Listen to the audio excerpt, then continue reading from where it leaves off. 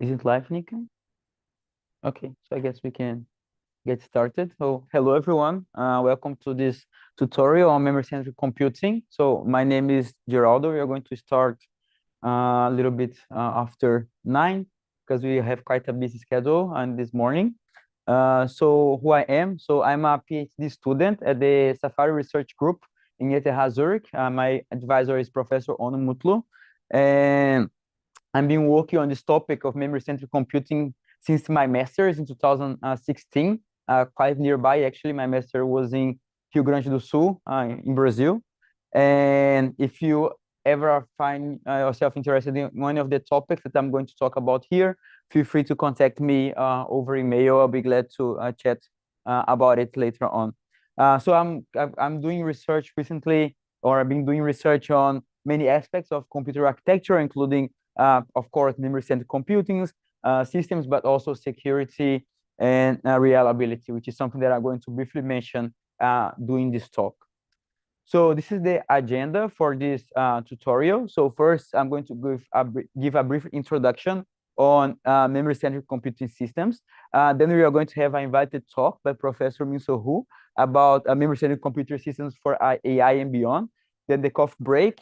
Then we are going to talk about two types of processing memory architectures. The first one is called processing near memory, and the other one is processing using memory. These terms are going to make more sense later on.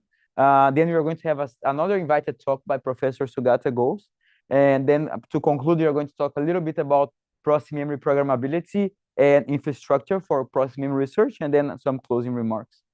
So during the talk, each talk is around 20 minutes, and with 10 minutes of Q&A, but feel free to interrupt me at any point if you want to ask any questions. So without further ado, I'm going to start with the introduction of processing memory. So the main problem that we are going to try to solve throughout this entire presentation or this entire tutorial is that computation is bottlenecked by data. And this is important, or is becoming more and more important over the time, because the workloads that we are interested on nowadays are also generating more and more data as the time progresses. And computing on top of that data becomes quite challenging. So this is just an example of one illustration of this application, this data growing from a particular application. So in the ISCA proceedings or in computer architecture conference, we keep seeing things about recurrent neural networks, right? Non-recurrent, transcendental ones, like transformers. And this is just an example to illustrate that such applications are increasingly more memory bound. So this is just a screenshot from a presentation from the CEO of the Cerebros, which is like one SoC for transformers.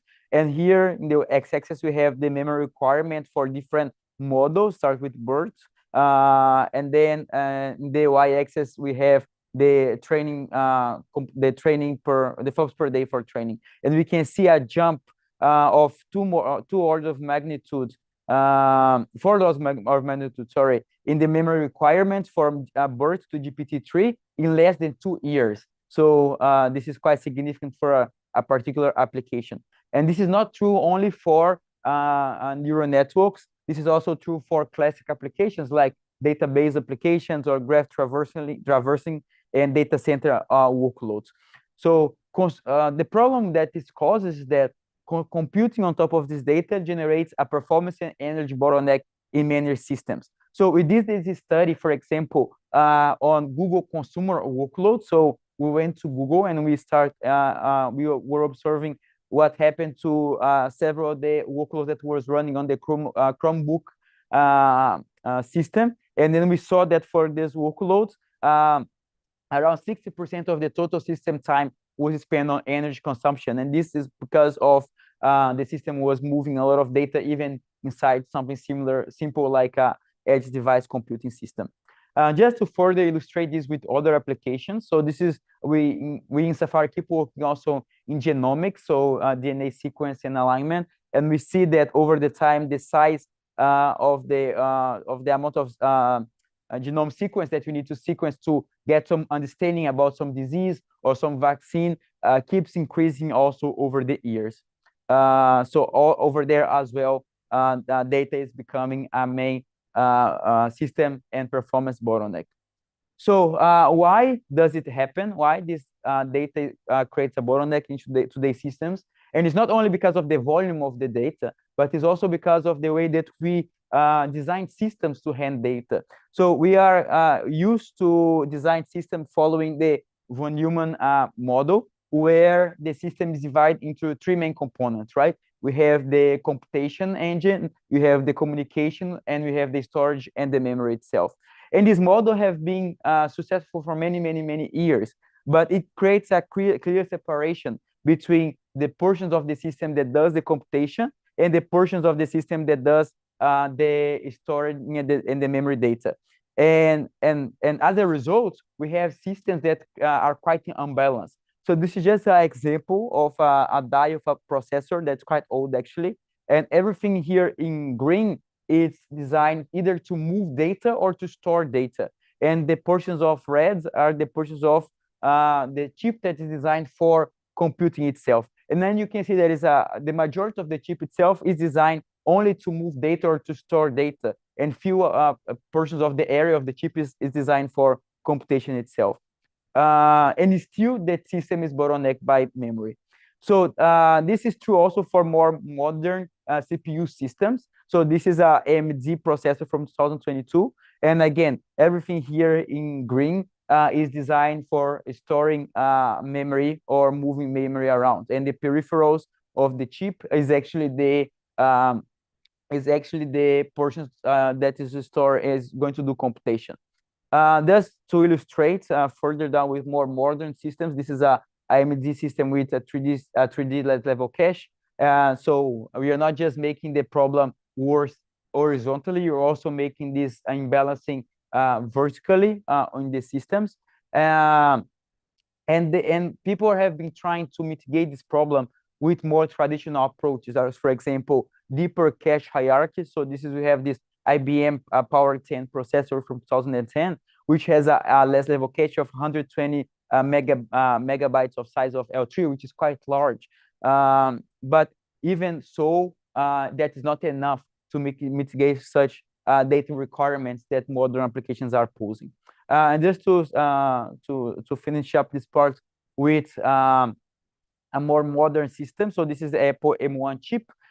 So this picture is quite interesting because you see that in the die you have a lot of SRAM space, storing some computation, some DRAM for storing non-volatile memory itself.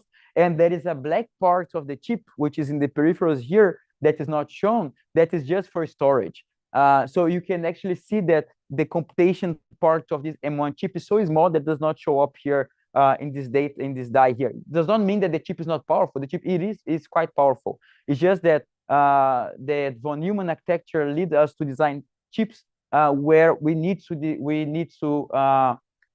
dedicate a large portion of the chip for memory itself.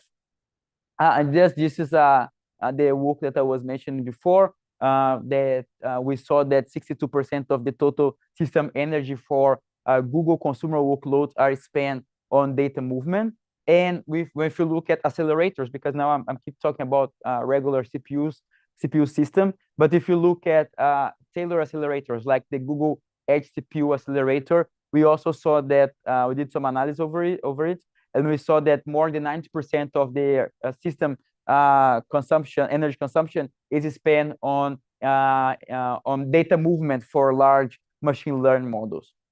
So to summarize the problem, we have this problem that data is the major performance and energy bottleneck in today's systems, and this is the main reason behind it, is because the way that we are keep thinking about designing the systems using this von Neumann architecture.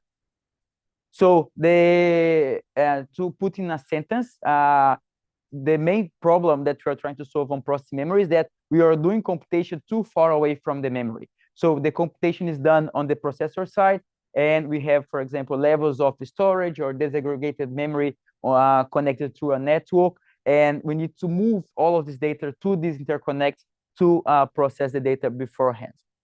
So this is not a new problem. So this is a seminar paper published by Richard Seitz called "Is the Memory Stupid?" This is the title of the paper. And then in that paper itself from 1996,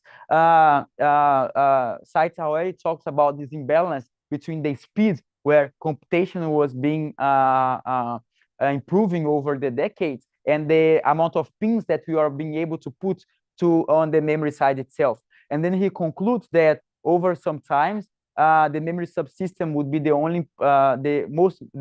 is his word, of course, only important design issue for microprocessors. This is what we are seeing right now, actually. We know really well how to design really fast processors and how to scale processors, but we struggle to scale the systems when we are running memory-bound workloads. So this is just an illustration of this, is the memory stupid? Like when you go profile real applications. So this is a plot from Onur's Mutlu PhD thesis. And then he went to Intel and he was observing, Intel was interested in 100-something important enterprise workloads. And then he did some profiling and he saw that more than 50% of the time of those workloads, aggregated of course, is spent on off-chip data requests. So this is off-chip is L2 here because back in 2003, you didn't have a L3. And this is not only, this keeps popping up, this type of profiling keep popping up in other works because, again, memory is a problem. And this is a plot from a paper from Google from ISCA 2015, where they profile the key application that was running on the servers. And here in this plot, everything that is green means good, so means that you are retiring instructions as the computation progress, and everything that is not green is a bottleneck in the system. And then they saw that the majority of those bottlenecks are actually called back-end bound. So is this basically bottlenecks caused by memory requests. And this is just a more detailed illustration of the same data for the Google data center workloads. So why does this happening? Why you are observing such performance bottlenecks when you are running application in these high advanced systems? And it's because we are designing systems in a quite unbalanced way, as I mentioned before. We are putting computation in a single place, and everything else around is dedicated just to move data. And this creates energy inefficiency, performance and inefficiency, and a lot of complexity, because now I need to dedicate a lot of algorithms and a lot of auxiliary hardware to try to fetch data as quick as possible. And in terms of design, we end up with this overly complex processor. So think about all of the prefetchers and all of the allocation algorithm schemes that are placed on the processor side, just that so we can mitigate the high latency of moving data inside the chip itself. So I'm motivating all of this from the performance point of view. So from the energy point of view, things get much worse. And this is because when you are going off chip, when you're going from your processor to a memory device that's connected through long wires in a PCB board, the energy of going through that communication is much larger than the energy of actually executing computation inside the processor chip itself. So this is just a figure from Dali's presentation from HiPeak 2015. And here we have a die and the energy to do something simple like 64 bits double precision computation, and the energy of accessing of chip DRAM request itself. And as you can see here, the memory consumption of doing DRAM access is 2 to 3 times the energy consumption of doing the double precision operation inside the chip itself. And of course, these values are going to change depending on the system that you are going to analyze, but the trends are quite consistent. So this is another representation of similar data from another work. And here in the x-axis, we have the energy normalized to the energy of accessing a register file for different operations in the system. And you can see that memory consumption of chip memory consumption, again, here is 4 times the order of magnitude of a simple integer addition in the processor side. So to mitigate this problem, we need to think differently. We need to have a different paradigm shift so that we can enable computation without moving data so much into the system. So we can hopefully mitigate first this imbalancing on the system design that I mentioned before, and also this data communication penalty that you're paying every time that you go off chip. And to do that, we need to think about designing computers in a more data-centric way. So what do I mean by data-centric here is architecture that is intelligent and is going to handle data well. So you're going to move data just as much as needed to achieve the target computation. So how can you do that? So there are different ways we can do it. So we can come from the upper level of the computer architecture hierarchy, so application level, and we can design better algorithms so that handles data well, that are more aware of data. And people have been doing this for quite some time. A classic example of this is data tiling that people use to try to place data in caches as much as possible. So we also can come from the bottom-up approach. So we can come from the architecture, the hardware design, and then move up and design our architecture that is going to take data movement into consideration. And we can take a more holistic view of the system and think in a more co-design way from where both application and the soft and the hardware levels and the hardware itself is going to consider data movement. So we also can take advantage of the amount of data that is being generated itself to take better decisions when you're executing an application. So this is what we call a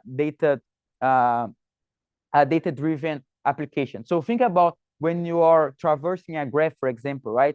There's so much metadata that can be encapsulated in the traversing that can tell your system where to cache a particular vertex or not, for example, right? So we can leverage that amount of data that we need to process to make more informed decisions about how to handle data movement.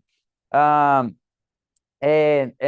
of course, we can also try to look at the data itself and understand its properties, its semantics, so that we can design a more appropriate system.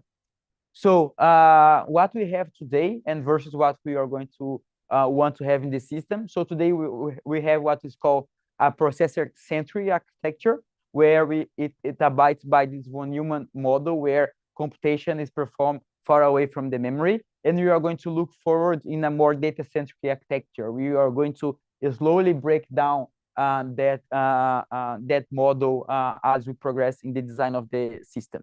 So you also want to make a more data-driven decisions rather than making ad hoc heuristics that not necessarily is going to do the best decision for a particular set of applications. And we also want to be more data aware instead of making the components just see 0 and 1s. We want to make sense of those 0 and 1s. So as axiom for this entire tutorial is that intelligent systems are both data-centric, data-driven, and data-aware. And if you are more interested on this axiom, we invite you to check our paper. So to do that, we need to revisit the entire computer architecture step, and I'm going to talk about this in more details next, but we can do that one step at a time. So this is just a brief introduction on the subject of memory-centric computing. And then I'm going to talk about some properties that we want from these architectures. So the first thing that we want to do when designing these memory-centric architectures is to execute data where the data resides. So you want to move data as fewer amount of possible. So then we need to put some computation where the data is. The second thing that we want is low latency and low energy consumption data access. So we want to have a memory subsystem that for every single access, I don't have to pay the entire latency and energy to move the data through these narrow and energy consumption wires that I mentioned earlier that are off chip in the system. So we also want a low cost data storage and processing. So we want high capacity and high density for computation. And we want to managing the data in an intelligent way by designing intelligent controllers and systems. So to compute data where it makes sense. So if I show you again this picture of this M1 chip, and this is the die, and if I ask you where does it make sense to compute, do the computation, right? I bet if you're not going to say that is in the middle of the chip. If my data is placed in the edges of the die, it makes no sense to impose this physical distance from the compute part of the system and the storage of the data itself. So, but there is no answer for this question itself. So I'm not going to tell you that the correct place to do the computation is always on the storage side or always on the DRAM side. The computation should be the place to place the computation should be dictated by where the data initially or where it makes more sense to initially place that data. But to do that, we need to think differently from past approaches. So we are going to start designing this data-aware system in a quite simplistic way. We are going to think about an accelerator model. So let's think that we want to design a system that has its CPUs, its GPUs, its several accelerators in a memory device. And we want to have some simple specialized capabilities sitting nearby my memory itself. So think as memory now, not only as a storage, but as an accelerator. So the question is, this is quite similar to conventional accelerators. The question is, which is this computation capability that we should put here nearby the memory to enable some performance gains and energy savings for several applications. And this idea of looking at memory as accelerator is not new. This processing memory or memory-centric computing systems have been proposed as waves that goes over time. And the first paper that we see that have mentioned such type of systems is this paper, Cellular Logic Memory from 1969. And then there is another paper from Stone in 1970, which is proposed a different system, but also proposed to look at memory as accelerator. So this comes, this proposal is not new. And after the 70s, because of the developments and on the processor side, people dropped this idea of process memory, but it was revived again later on in late 70s. Is on from some works from Patterson in Berkeley at the time with the IRAM architecture. So this is not the only one.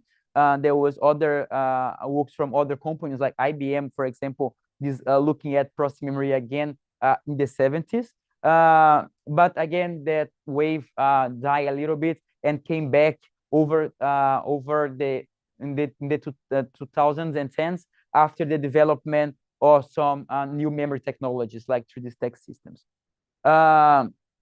So this is just a summary of what I just mentioned before. So we have push from the application domain, and but now in this new way from this 3D stack memory that I was mentioning from the 2010s, we also have a new push to design process memory systems from the technology perspective itself. And this is because memory, we are not only improving processors over the years, we're also improving memory design, but the memory cells became so dense over the years that scaling memory itself became challenging. And this creates not only scaling problems in terms of performance and energy, but it also creates some reliability problems, which I'm going to briefly mention later. So we have this demand from the application point of view, as I illustrate in the beginning of the talk, with the increased volume of data being generated for applications, and also the need for us to optimize application in memory in several axes: performance, energy, and sustainability. And in terms of advancements of the memory scaling that we are being looking at the time, right now we have this 3D stack systems. So in 2012-ish, there was this consortium of several memory manufacturers and also processor manufacturers, which is called this hybrid memory cube. I'm going to talk more about this architecture in the process near memory system, but this is just to say that memory is scaling different axes nowadays, not only 2D anymore, but also 3D. And then after that, we have been seeing a lot of new memory prototypes being designed over the years, which can aid this scalability problem of current memory subsystems. We have these HBM chips, hybrid memory ones. We have Micron has released some this autonomous processor in the past. Some processing some memory chips, which I'm going to talk later on the real processing memory talk, which are memory chips that already include some computation, and this keeps popping up over the years. So we have much more also capabilities from the technology point of view. So incentive from the technology point of view to also design a more scalable and more memory-centric systems. So I'm going to briefly take a detour from this processing memory aspects of what I've been talking about so far, and talk about what other problems that this memory scalability causes for other things like reliability. So there is this curious phenomena that one can induce or errors in many DRAM chips by accessing just by accessing data in the DRAM chip itself, and this is called the RowHammer phenomena. And what how it happens is that so you have this organization inside the memory chip itself, where we have several rows of memory cells, and when you access a row, you pull a high voltage level to the address that you want to access, and that row is open. And after that, after you access the data, you close that row by putting the voltage level to low. So if I keep accessing and closing a particular row address inside the DRAM chip, eventually I cause bit flips on adjacent nearby DRAM rows itself. And this is called the RowHammer phenomenon. So by repeatedly accessing a given DRAM row, I disturb the data in nearby DRAM rows. And this is real. Was done in 2014, and at the time we saw that this phenomenon could be accomplished in most of the major memory manufacturers at the time. And at the same time, we are not the only one that was looking at this. So people have been looking at this RowHammer phenomena and using that phenomena to take over systems. So creating system vulnerability and scaling that over the time. So there we have several talks on this RowHammer aspects, and so if you are interested on that, and to solve this RowHammer one way of solving or mitigating this RowHammer phenomena that we see is going back to what I mentioned before, is to design more intelligent controllers. So one of them, for example, is this one that SK Hynix proposed in 2023, where they changed the DRAM organization, or the inside of the chip itself, to include some counting, so that could interact with the memory controller to prevently issue comments to mitigate a potential RowHammer attack. So I'm not going to talk about much about this. I'm just going to say that even though that paper was proposed in 2014, you might think, oh, this probably this issue was solved. But in last year's ISCA, we actually observed a different redistributed phenomenon called row press, which is extrapolation of RowHammer, which means that instead of just keeping accessing, open and closing a given DRAM row to induce bit flips, we are just going to we are going to access a row once and keep it open. And after some time, we are going to observe bit flips on adjacent DRAM rows. So here it creates a much stronger active surface for this DRAM chip. So this to illustrate that the problem is not getting better, the problem is just getting worse over time. So if you are interested on all of this, I invite you to check the paper. And this is to say that, again, we are not the only one looking at this scalability issue that memory subsystems have been facing. The industry is also looking at that. So this is insert from a paper from Samsung, a joint paper from Samsung and Intel, where they talk about these scalability issues for DRAM chip itself. So the takeaway of the tour that I took is that scalability for DRAM chips is not only impacting performance and energy, but other access, which is reliability. We can mitigate such reliability issues if you design more intelligent memory systems or memory controllers to try to avoid such problems. So going back to processing in memory, as a summary again, we have three main things that we need to solve in current systems if you want to achieve more scalable systems in the future. So we have to handle data well, because moving data is a major bottleneck in the system. Energy becomes a main limiter when I'm start moving data inside and outside the system, and data movement dominates both performance and energy in many applications. So we can see this as a problem, but we also can see this as opportunity to design more high performance, high efficient, and sustainable systems at the time in the future. And again, in this talk, we are going to start quite simple. We are going to just start by looking at memory as an accelerator, which instead of just querying the memory for data, I also query the memory for a particular kernel or a particular task which is of my interest. So how can you design that? There are many questions on that. So as I mentioned before, designing such a system involves the entire computer architecture stack. But we are going to take one step at a time, and we are going to go through them throughout this tutorial. So to do that, we need to have more capable controllers, better communication between the memory and the system itself, better interfaces between the software and the hardware, an overview of the entire stack from the system, compilers, and operating systems, and so on and so forth. So just mean that we need to rethink the computer architecture steps so we can enable such memory-centric accelerators in an efficient way. And just to finalize this first part of this tutorial is heavily based on this book chapter that we wrote and we keep updating over the time.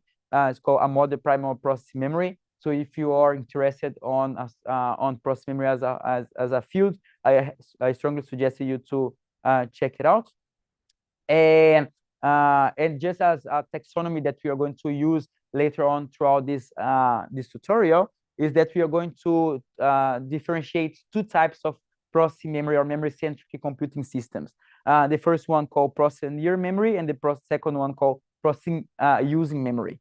So this processing using memory approach is going to use the analog principles of the memory cells themselves for computation, where the processing near memory approach is going to add computation inside the memory chip to achieve some particular computation.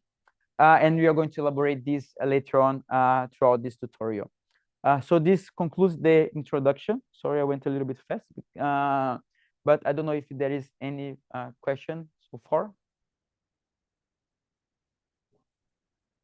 So thank you so much. So we can move to the invited talk by Professor Hu on a memory-centric computer system for AI and beyond.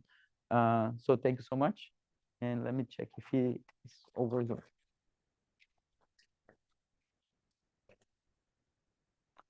So I don't know if Professor Hu is here. Yes, he is here. Hello, Professor Hu. Are you over there? Yep, I'm here. Can you guys hear me? Great. Yes, yes. Just a little bit loud. Let me stop sharing so you can share your screen.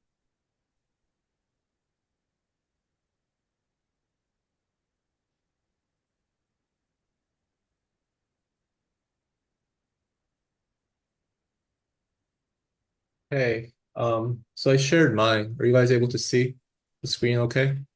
Yes, you can see it. All right, so should I start? Just a second. The audio here is a bit too loud.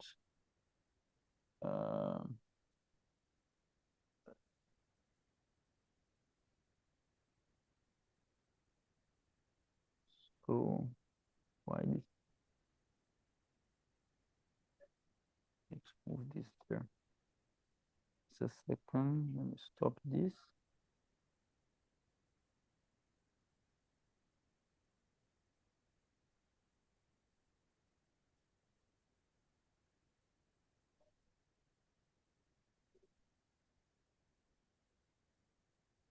It's more.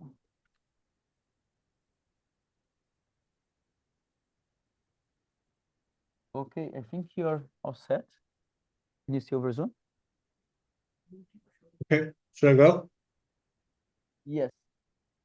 All right, so hello everyone. Sorry I couldn't be there in person. My name is Minsu. I'm an associate professor at KAIST. And today I'll be going over some of the research my group has been working on in designing, memory-centric computing systems for AI workloads and beyond. So at this workshop held at ISCA roughly like 5 years ago, there was a panel discussion on memory system designs with an emphasis on processing and memory, PIM. So here the debates center around whether PIM is practical and whether processing in or near memory approaches are worth the extra effort. So the negative side argued that PIM is an Hello, I interesting. think you have to maximize your screen. Sorry. Yes. Is it for me or is it? Yeah, for... it's for you.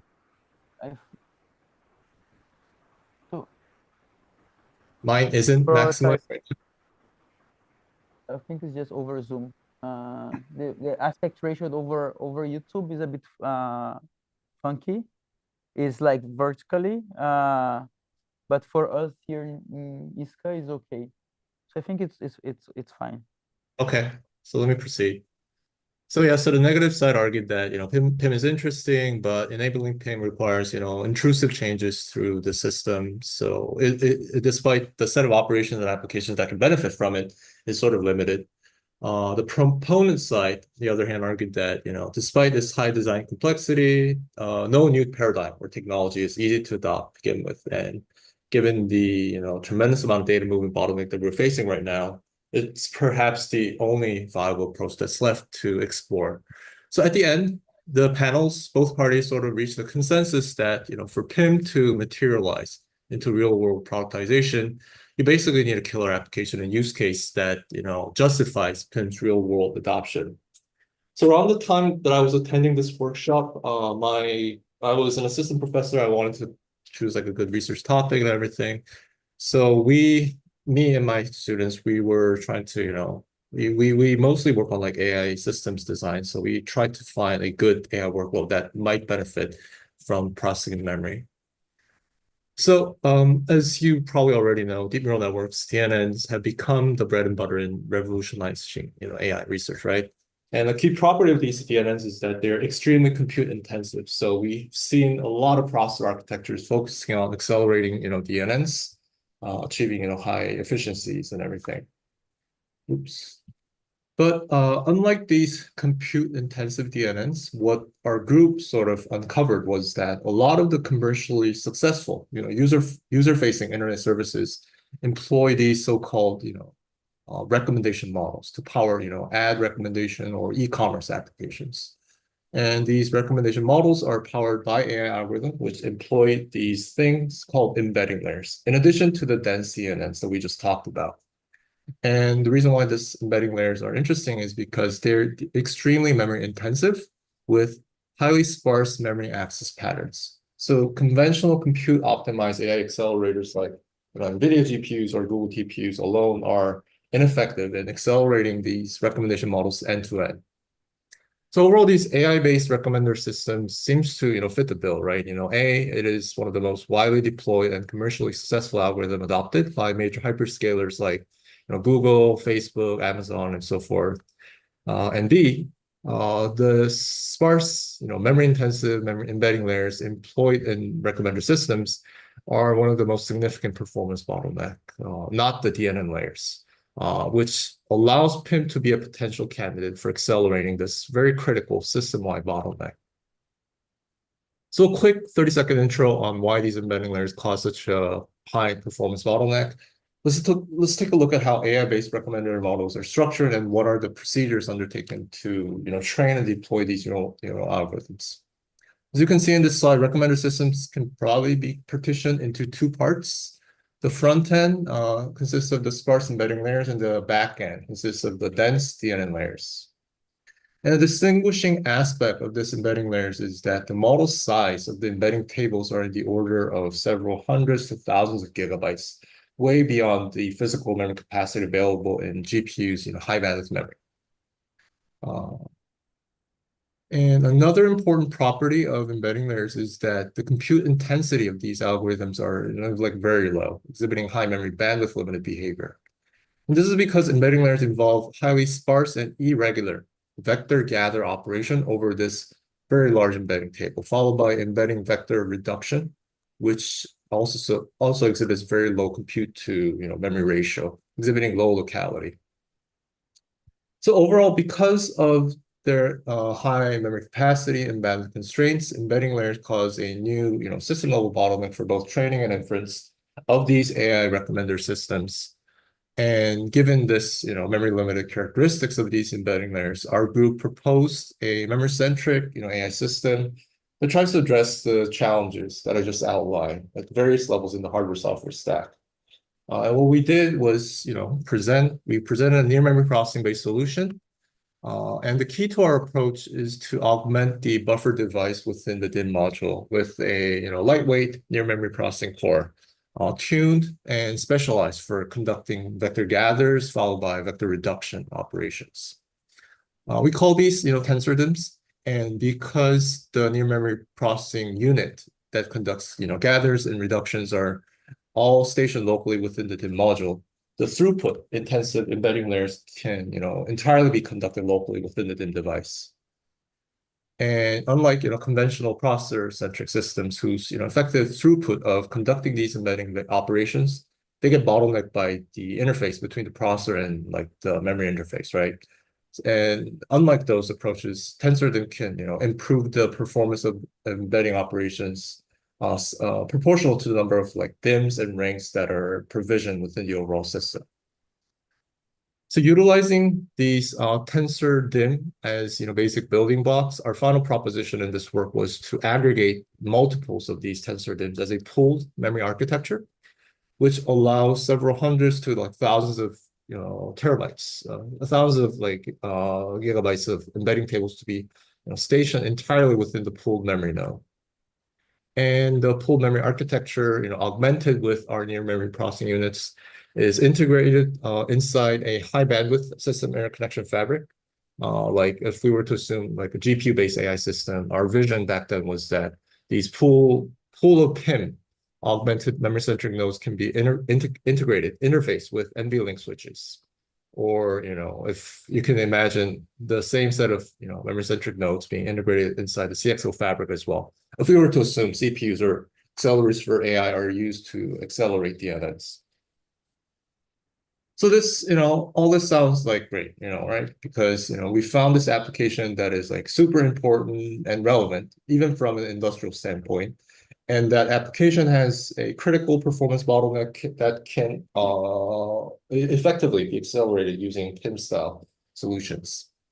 Unfortunately, despite all this potential, we have yet to see PIM massively being deployed by hyperscalers to accelerate, let's say, like recommender systems. And one of the critical reasons behind that is because it lacks flexibility and programmability. So what do I mean by programmability? If you think about it, the tensor-DIMM style PIM architectures can sort of be classified as a domain-specific PIM device, as it's tailored to do serve one specific purpose, right? It's intended to, accelerate vector gathers and reductions. Now, as the panelists in that ISCA workshop that we talked about earlier today mentioned, introducing a new computing device like this to existing computing system requires, non-trivial amount of changes to both hardware and software. So having the right level of flexibility and programmability that future-proofs its applicability is like extremely critical for mass deployment.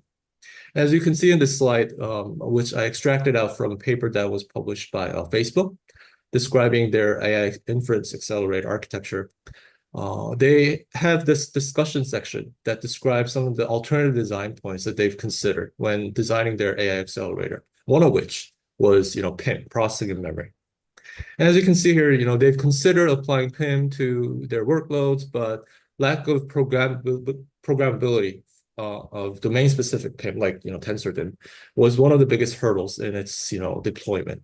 And this makes sense because as you can see, it is very difficult to anticipate what the size of the embedding tables or the size of each embedding vector will be in, say, like 5 years. So locking down a processing architecture that can do only one thing very effectively can potentially be like dangerous from a risk management standpoint. Now, interestingly, it was around this time when we started witnessing real-world PIM devices being introduced to the market, primarily driven by memory vendors like Samsung and SK Hynix, but there were also other players like UpMem. And Samsung and SK Hynix PIM solution are designed from the ground up to be domain-specific PIM, similar to like tensor-DIMM. Although these domain-specific PIM devices were targeted for accelerating like large language models. The PIM device presented by UpMem, on the other hand, was more general purpose and flexible in the sense that it provides a CUDA-style parallel programming system, allowing users to run any parallel algorithm that they can write. So as a follow-on work to tensor-DIMM, style, domain-specific PIM architectures, our group started looking into more general purpose, PIM designs to understand its like pros and cons.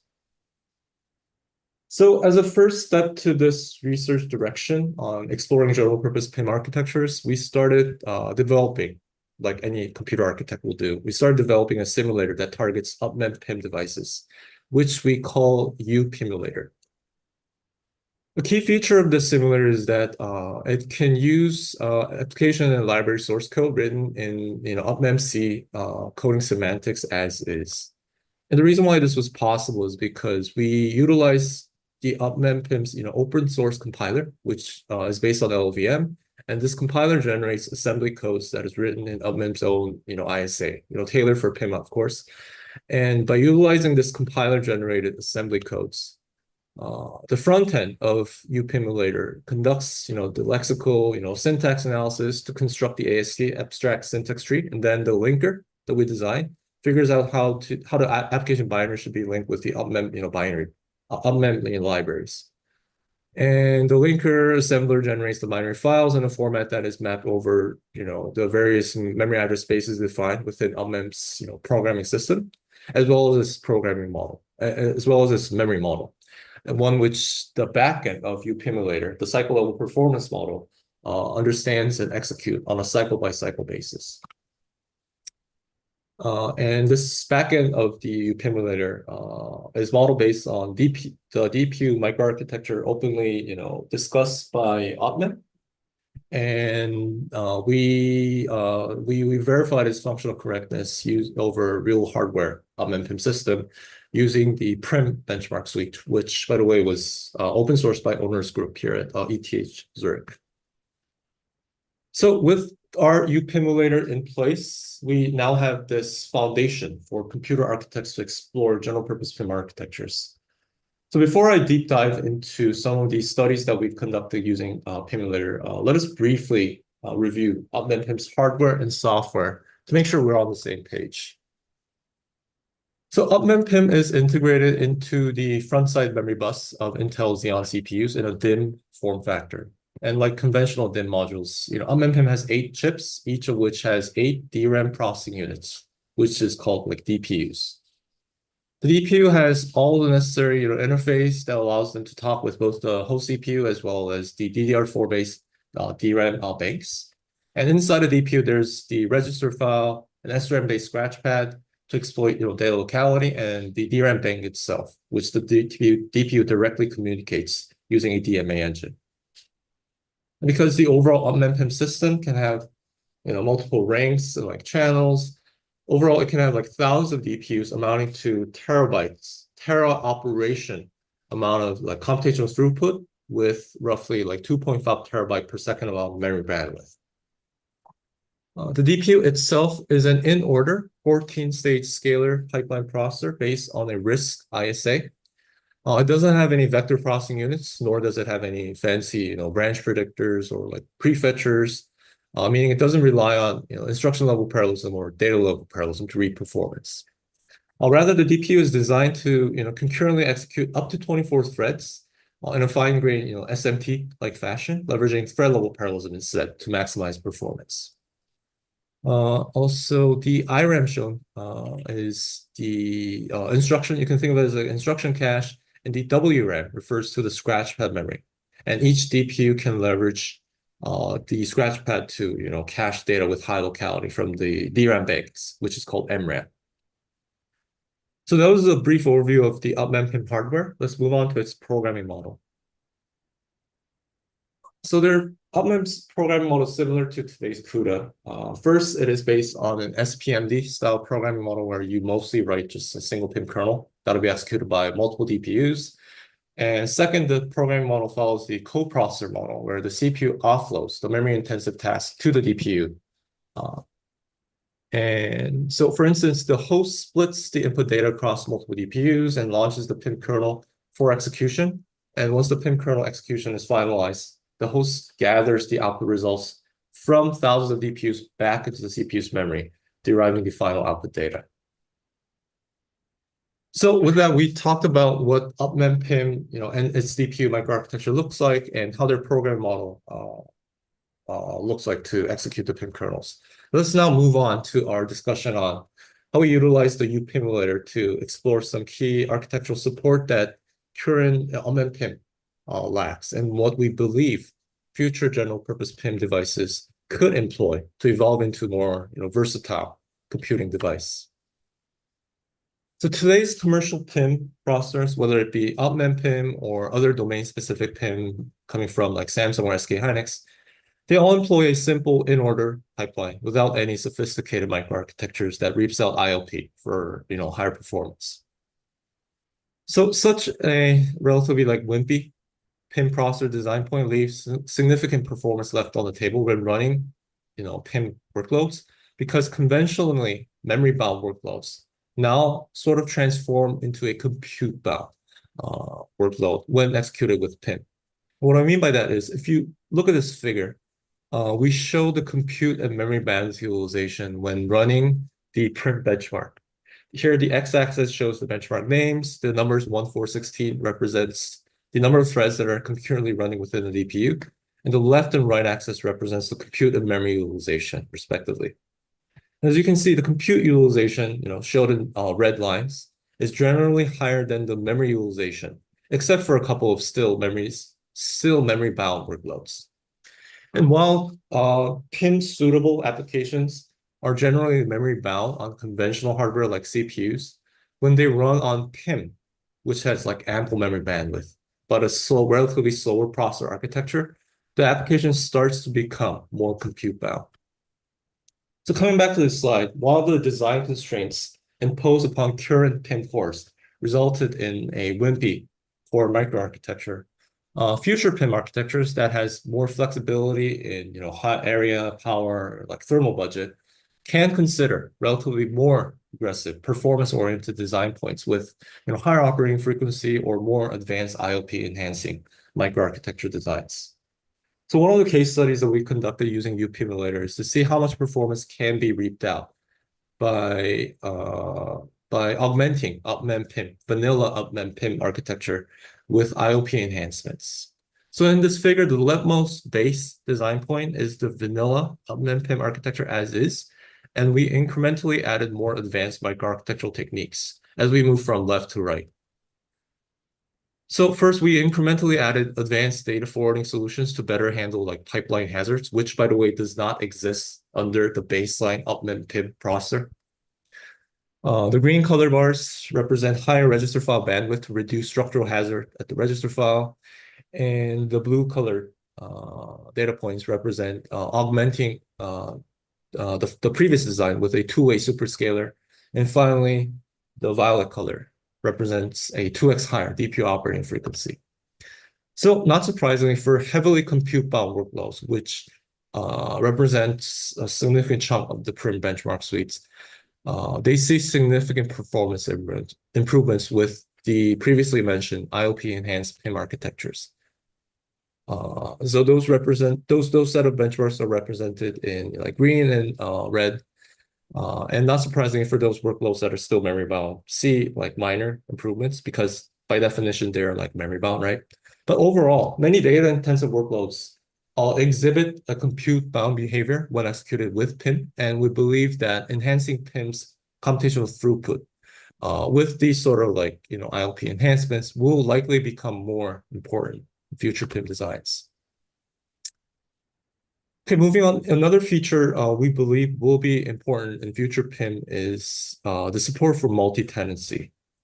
Multi-tenancy is one of the most important features for processors to support if you're seeking like cloud deployment because it helps better saturate the processor's like compute as well as memory resources. Now, given UpMem's like abundant compute and memory throughput, having the proper multi-tenancy support will become vital for future PIM architectures. Unfortunately, our case study sort of revealed that current commercial PIM chips, whether it be UpMem PIM or like HBM PIM from like Samsung or SK Hynix, AMX designs, they're not able to meet the requirements of multi-tenancy, not just from a hardware software perspective, but also from its programming models perspective.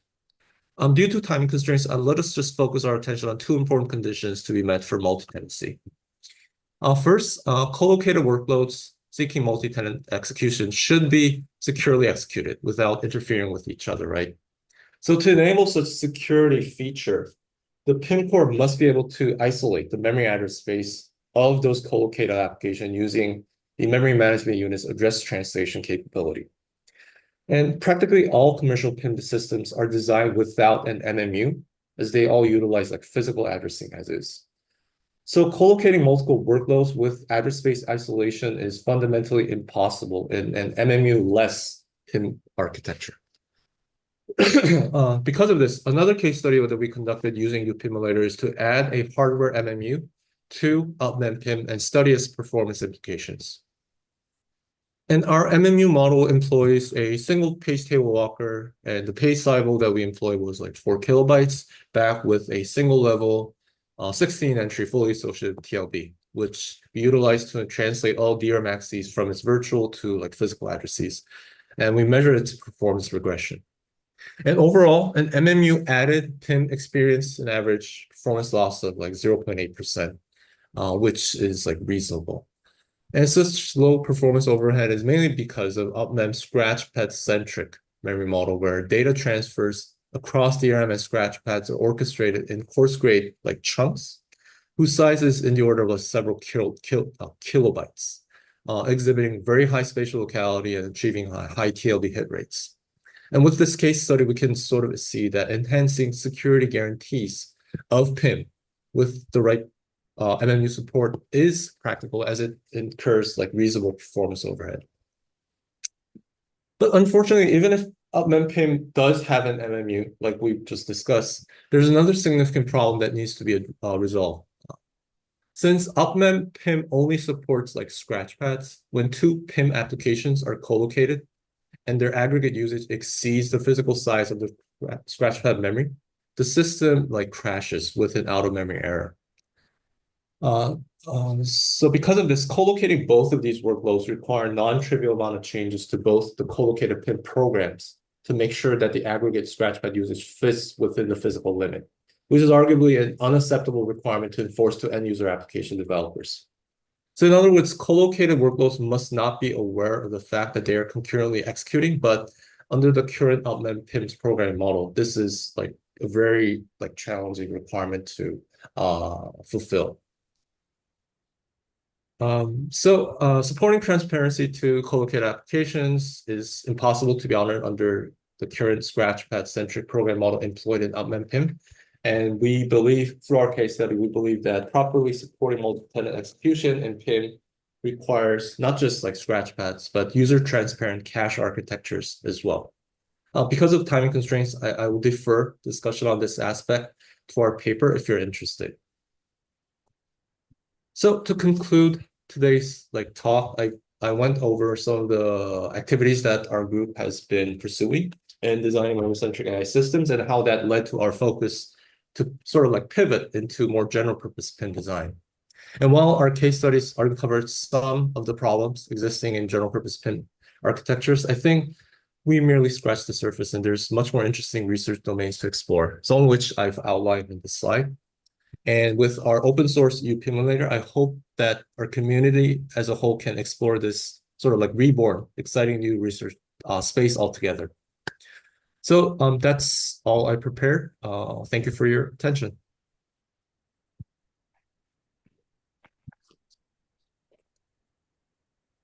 Is there any question for Professor Hu?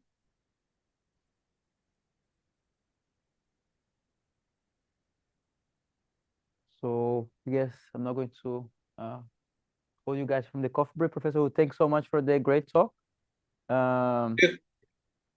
Yeah, thank you for the invite. Thank you so much. And now we are going to go for the coffee break and return at 10:20 to continue the talk. So thanks so much. Thank you again.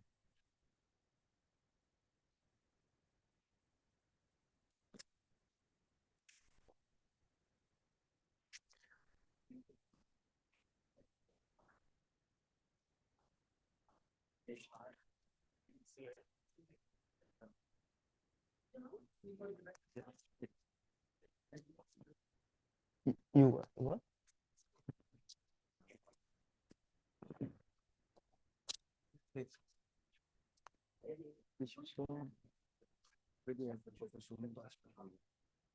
Só um momento.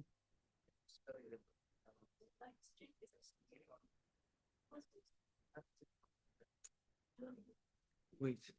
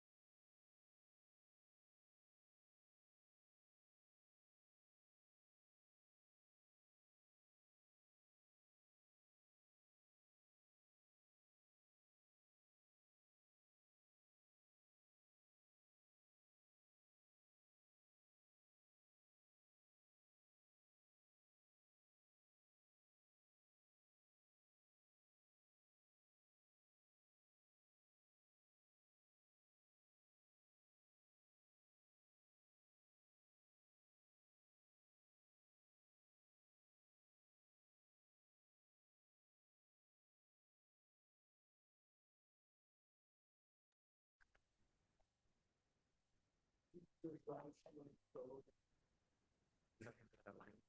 okay. Yes. Share it.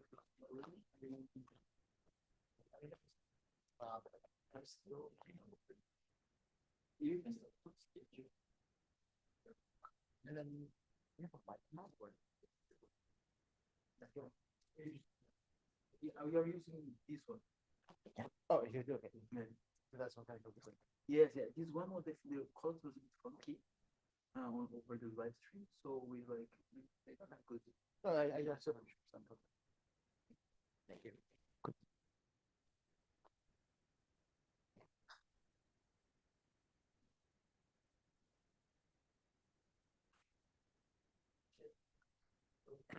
Am I audible, Nika?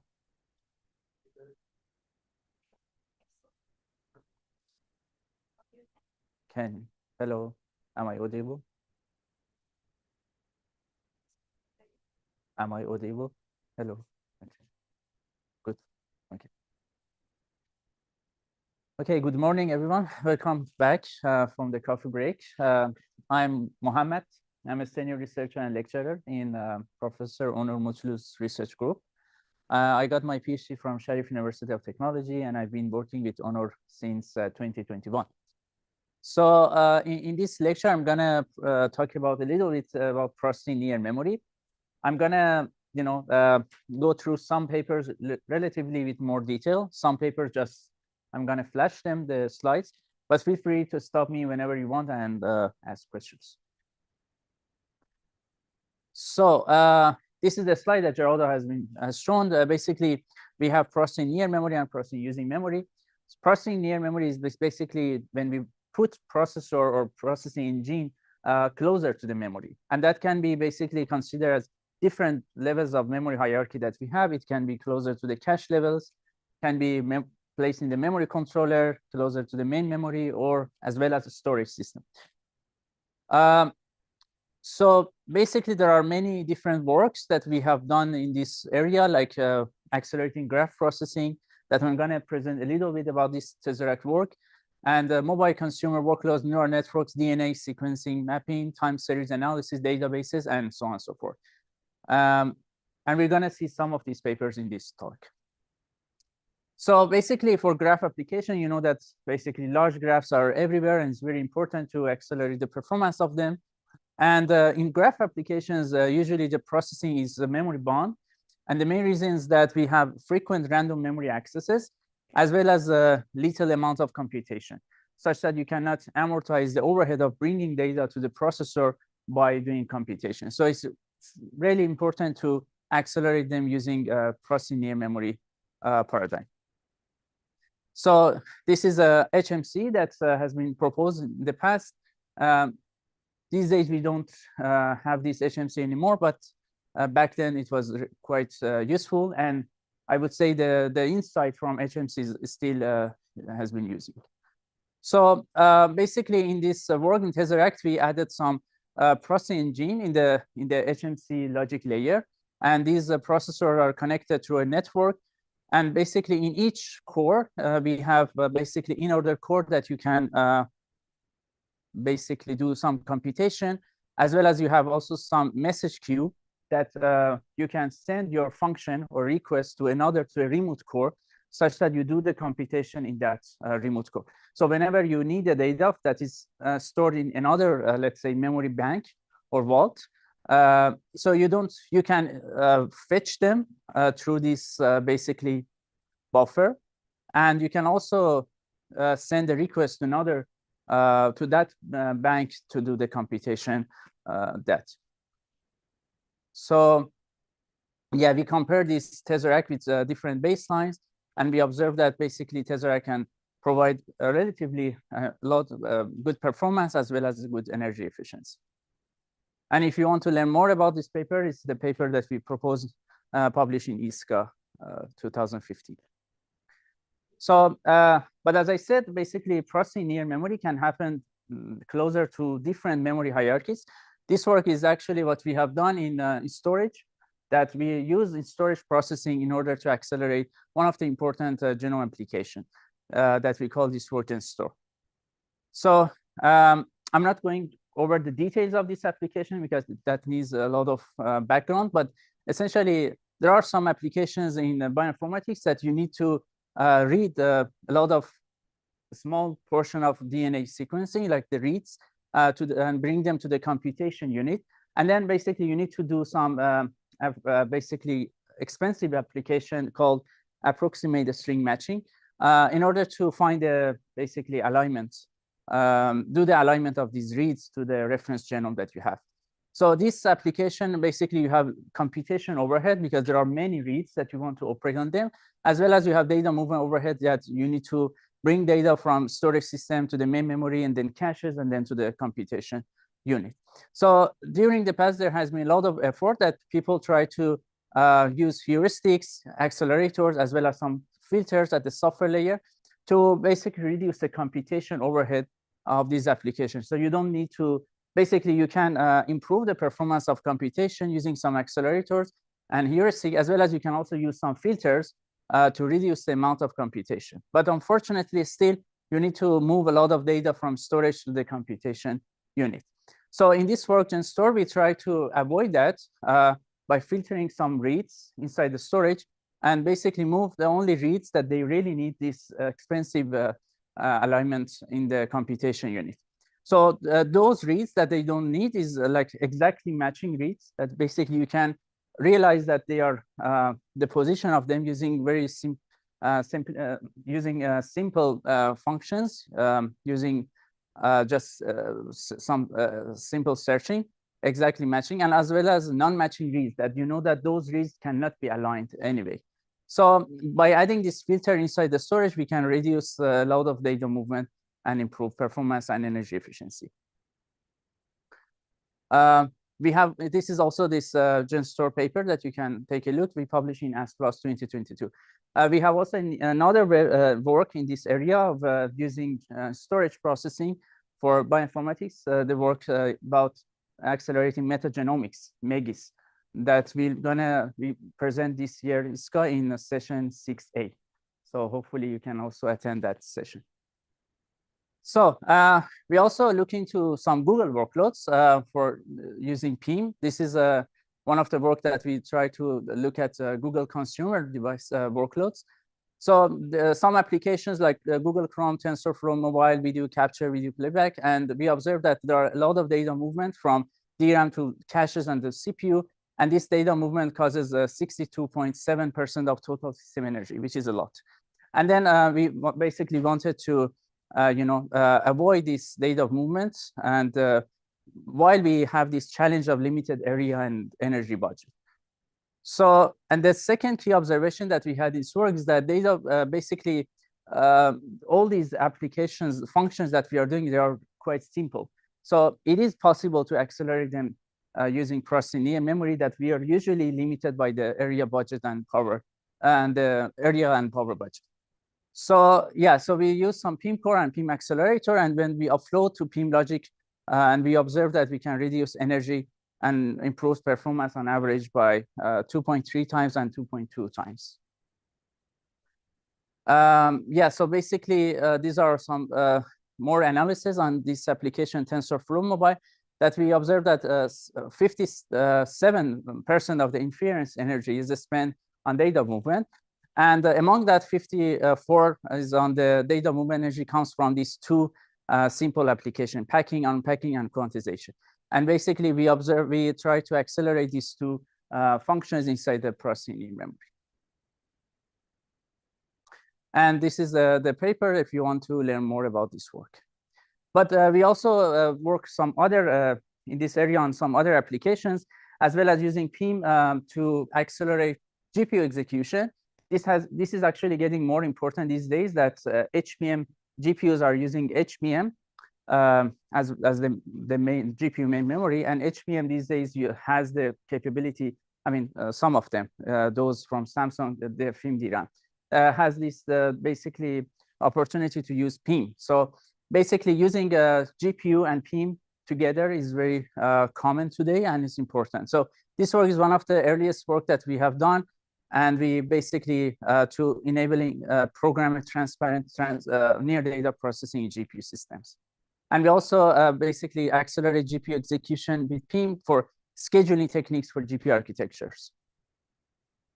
And some other applications like this linked data structures for pointer chasing that we use PIM. And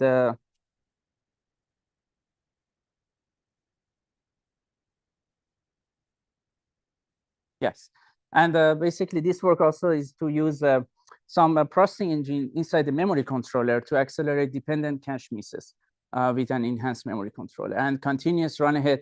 That essentially run ahead is one of the techniques that has been used, proposed by Professor Mutlu in his PhD thesis.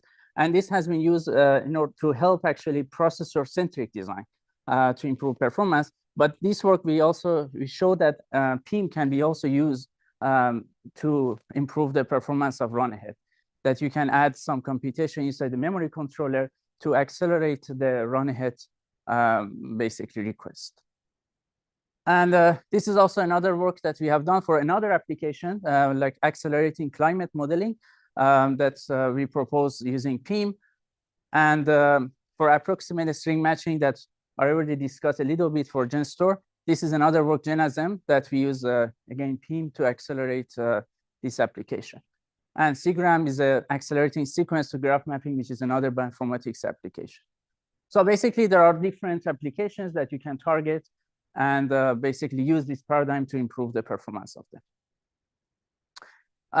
This work, this one of the work that we show that even though there are PIM accelerators for different kernels or functions of some applications like base calling and read mapping, which are the two important steps of basically base domain analysis in bioinformatics, we show that basically accelerating one kernel or is not enough. And in the end, you really need to have a look end-to-end vision of this application. If you accelerate one kernel and don't do it with other kernels, basically there could be a lot of data movement across these steps, and that can provide, basically that can cause a lot of data movement. So in this work, GenPip, we focus on how we can accelerate genome analysis using PIM while we are looking at the whole pipeline in an end-to-end manner. So this has this base calling and read mapping, and we had added controller in between, and everything is in the PIM such that basically we accelerate this application. And another important application, time series analysis, that you can also take a look if you want. This work, SISA, is also is a combination of using PNM and PUM that Geraldo will discuss. In SISA, we also use this is for graph applications, but using the set algebra. So when you implement graph application using set algebra, then you have also some opportunity to use PIM as well as PUM, which is like the bulk bitwise operations, and also PNM. And this Polynesia work that we propose for hybrid transactional analytical databases using PIM. And this work, Google neural network models for edge devices, that I think I have some slides to go into with more detail. So this work, basically, we focus on Google TPU, that you know that we have this Google Edge TPU that they are designed to accelerate the running of these machine learning applications. But we observe that the Edge DPU accelerator suffers from three challenges. They operate significantly below its their peak throughput, and it operates significantly below its theoretical energy efficiency, and it inefficiently handles memory accesses. And our key insight was that basically these shortcomings arise from the monolithic design of the Edge TPU accelerator. And basically the Edge TPU accelerator design does not account for layer heterogeneity. So we design mechanisms that we call Mensa, and it consists of heterogeneous accelerators whose data flow and hardware are specialized for specific families of layers.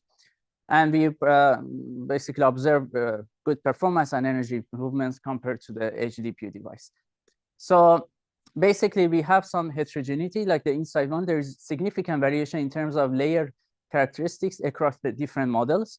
You can see that in terms of parameter footprint and flops per byte, we have actually different,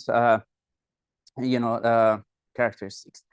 And also, even within each model, we also have significant variations in terms of layer characteristics. And you can see that variation in MAC intensity up to 200 times across layers, and variation in flops per bytes up to 244 times across layers. So that shows that if you design basically HDPU for the mindset of one design for everything, probably you're gonna have inefficient design for when you change the model or layers.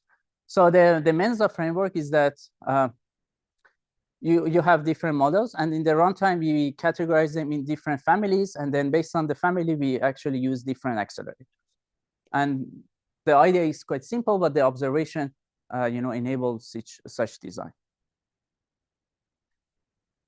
So yeah, so fortunately we observed that we can easily categorize them in a few families. Basically, families 1 and 2, they are compute-centric layers because we observed a low parameter footprint and high data reuse and MAC intensity. So you can actually use compute-centric layers to accelerate these families. You don't really need much PIM because you have MAC intensity. So your flops per byte is quite good. And in families 3, 4, and 5, we observed that we have a high parameter footprint and low data reuse and MAC intensity, which means you need data-centric architectures like PIM to accelerate it. And this is the design that we propose, and the results are basically in Mensa G, which is one of the variants of our Mensa. It reduces energy consumption by 3 times compared to the baseline HDPU, and improves performance by 3.1 times compared to HDPU. And you can check the paper for more detail if you want. This work, a PIM-enabled instruction, is actually one of the also earliest work that we have done in this area, and is actually in the line of adoption of PIM. So as we will also discuss in this tutorial, to enable PIM in the computer system, we need to solve a lot of challenges. Geraldo showed this computing stack that we need to basically look into this stack and solve many issues such that we see the PIM adoption in the computer system. This work was one of the simple earliest work that we tried to have a simple basically vision that if you have a processing near memory engine, and there are some instructions that you can add them to your ISA, and whenever you want to use PIM, you just use that instructions, and compiler or programmer can use those instructions to offload execution to the PIM. And you're gonna see actually that offloading to PIM is actually one of the important problems that we need to solve. And FPGA also these days, because they use HBM and they have high bandwidth memory, so you can actually use them as a near memory acceleration for data intensive application. This is also one of the work that we showed this is possible. So fortunately, these days we are observing processing memory in the real world more and more. This is the picture that Geraldo also showed as the landscape of processing memory today. I mean, all of them are processing near memory as far as I know, because processing near memory is easier for adoption. And processing using memory that Geraldo will discuss later is quite interesting, but a little bit harder to adopt them. So OpMem, that Minsu also basically presented. So I'm not going to over the details of OpMem design, but basically there are some OpMem DIMMs that these DIMMs, they have some basically memory as well as some DRAM processing unit. So each chip has several basically DRAM banks, as well as for per DRAM bank, you also have a DRAM processing unit that you can use that DRAM processing unit to accelerate your application. So we have done a lot of works in this using OpMem, as well as implement different applications to see the potential of this architecture and basically observe the limitations and opportunities of this application. And also we also focus on some adoption challenges like the programmability that I guess Geraldo will discuss a little bit about it. So this is the talk from Juan in one of the lectures in our course, Computer Architecture, that if you want to learn a lot about this architecture, I would suggest that you check this lecture. And this is basically the paper that we published in benchmarking this paradigm. So basically, we design different benchmarks for this OpMem, and we evaluate them in this work, in this paper.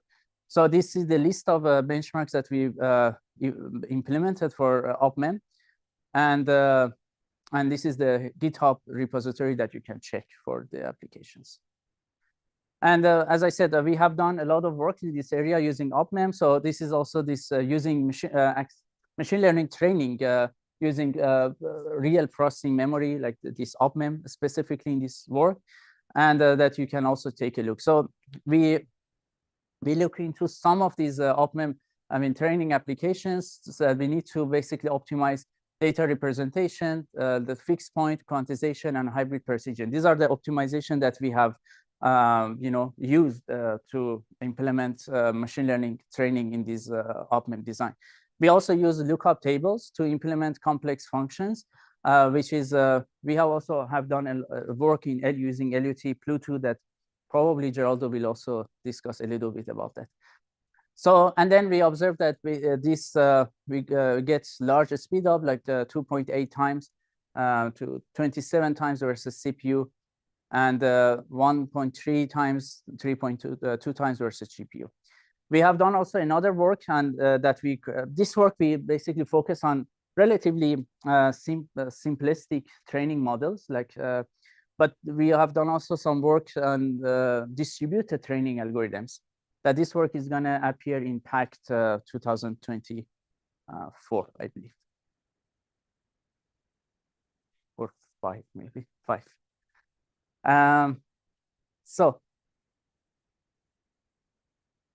This is also the work that we basically, even though the pre-benchmark suite has this function of SPMV, which is the sparse matrix, sparse matrix vector multiplication, but this work we look into actually SPMV in detail. So we designed a library that has a lot of different versions of SPMV, including different how we're gonna distribute data to OpMem cores, basically to compute. So this work, if you want to get familiar with different SPMV implementation in general, and also the aspect of them in OpMem, I would suggest that you look into this work.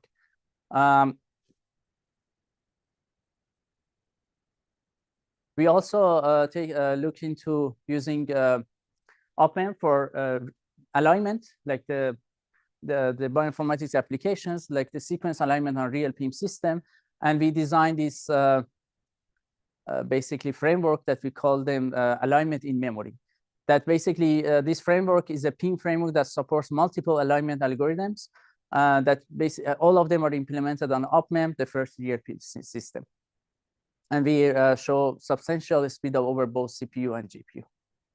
And this link, you can actually get access to this alignment in memory framework.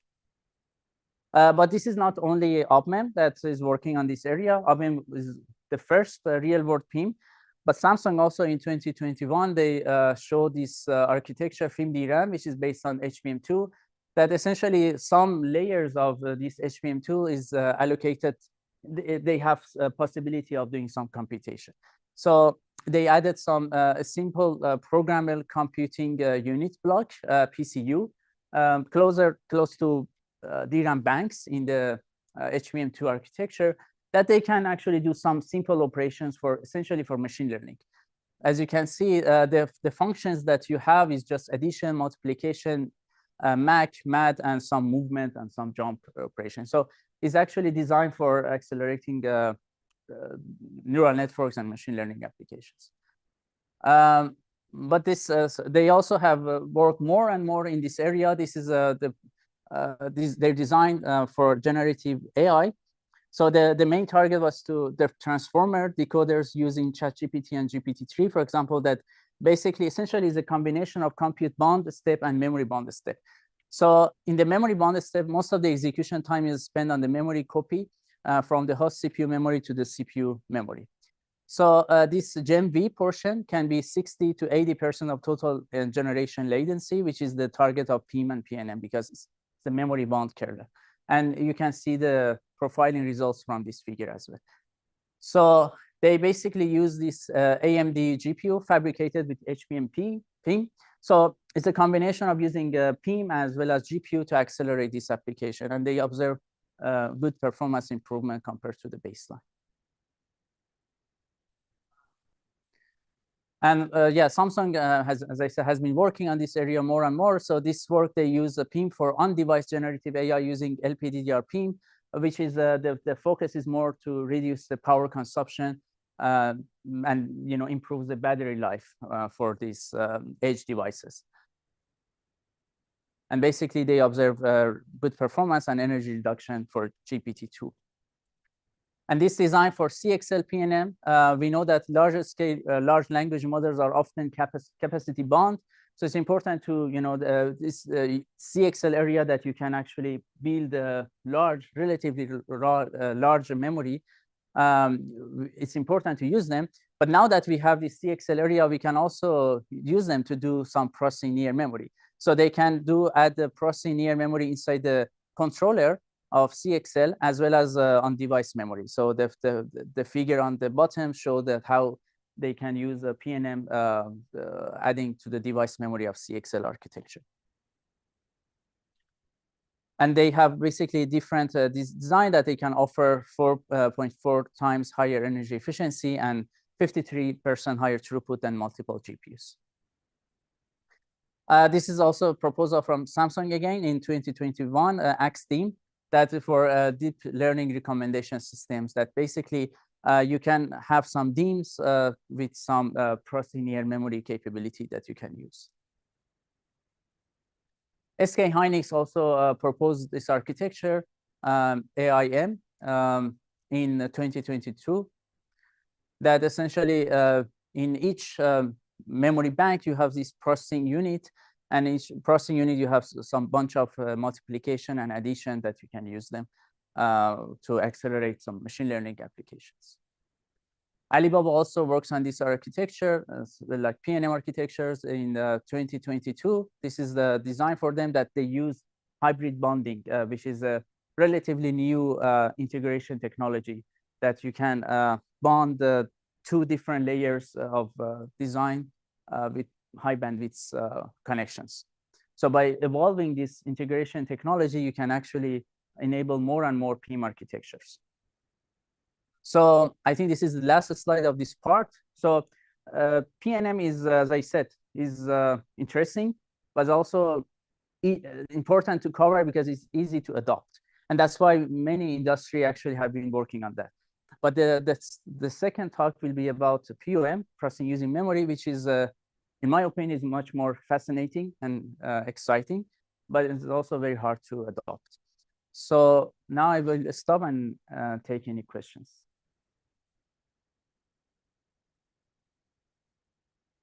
Any questions?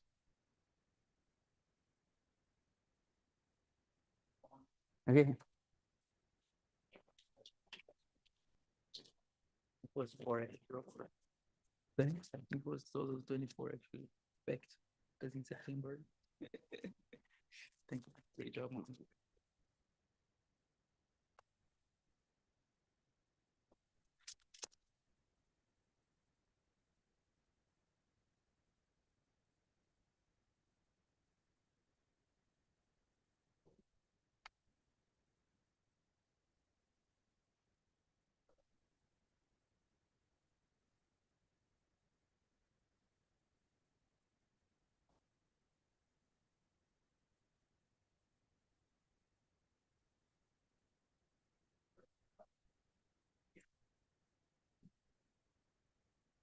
Okay, great.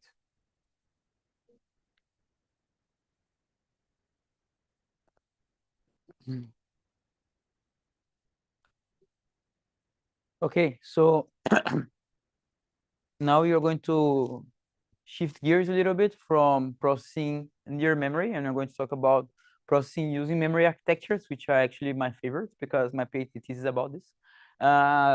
So in processing using memory architectures, in processing near memory architecture, you might have noticed that you are not breaking the von Neumann model, right? So you still have some logic and some compute and some connection that moves that data from one to the other, right? So it's just a different way of implementing the von Neumann architecture where we move compute closer and closer and closer to the memory device itself. The closer you move the compute inside the memory, the more performance benefit you might get. But at the same time, it's harder to integrate because of manufacturing, and is also more costly to integrate. So that is the trade-off of the processing near memory architectures. In processing using memory architectures, we are going to completely forget the von Neumann model. So here, we are going to use the memory cells themselves to do computation. We are not going to add any logic to compute. We might add some logic to make some computation easier, but you're not going to add logic for computation. So I'm not going to talk about ILUs or cores or anything like this here when I'm talking about processing using memory. And this is why I think it's quite interesting, because you're just going to reuse the memory to do something different. So we are going to start pretty simple with our ambition to use memory to do computation. We want to do only data copy and data initialization. So this operation is quite common in many operating system routines like forking or checkpointing. And Google did this work and saw that aggregated over all of the applications running in their data center, this type of routines takes more around 5% of the execution cycles in total. So it might look small, but think about all of the applications running across all of the servers inside Google. So if you want to do this data initialization and data copy inside the memory device today, how you do it? So you have your hierarchy. You want to copy a source row to a destination row. So you read this data cache line by cache line through the cache hierarchy, and then you read the destinational data again, cache line by cache line, to the memory hierarchy. Then you do the copy, and then you write back the data to the DRAM chip. This operation leads to high latency because you need to copy several of those cache lines one at a time. High bandwidth utilization because you need to move the cache lines through this costly memory subchannel here. Cache pollution because I'm bringing the cache line to the channel itself, and unwritten data movement, right?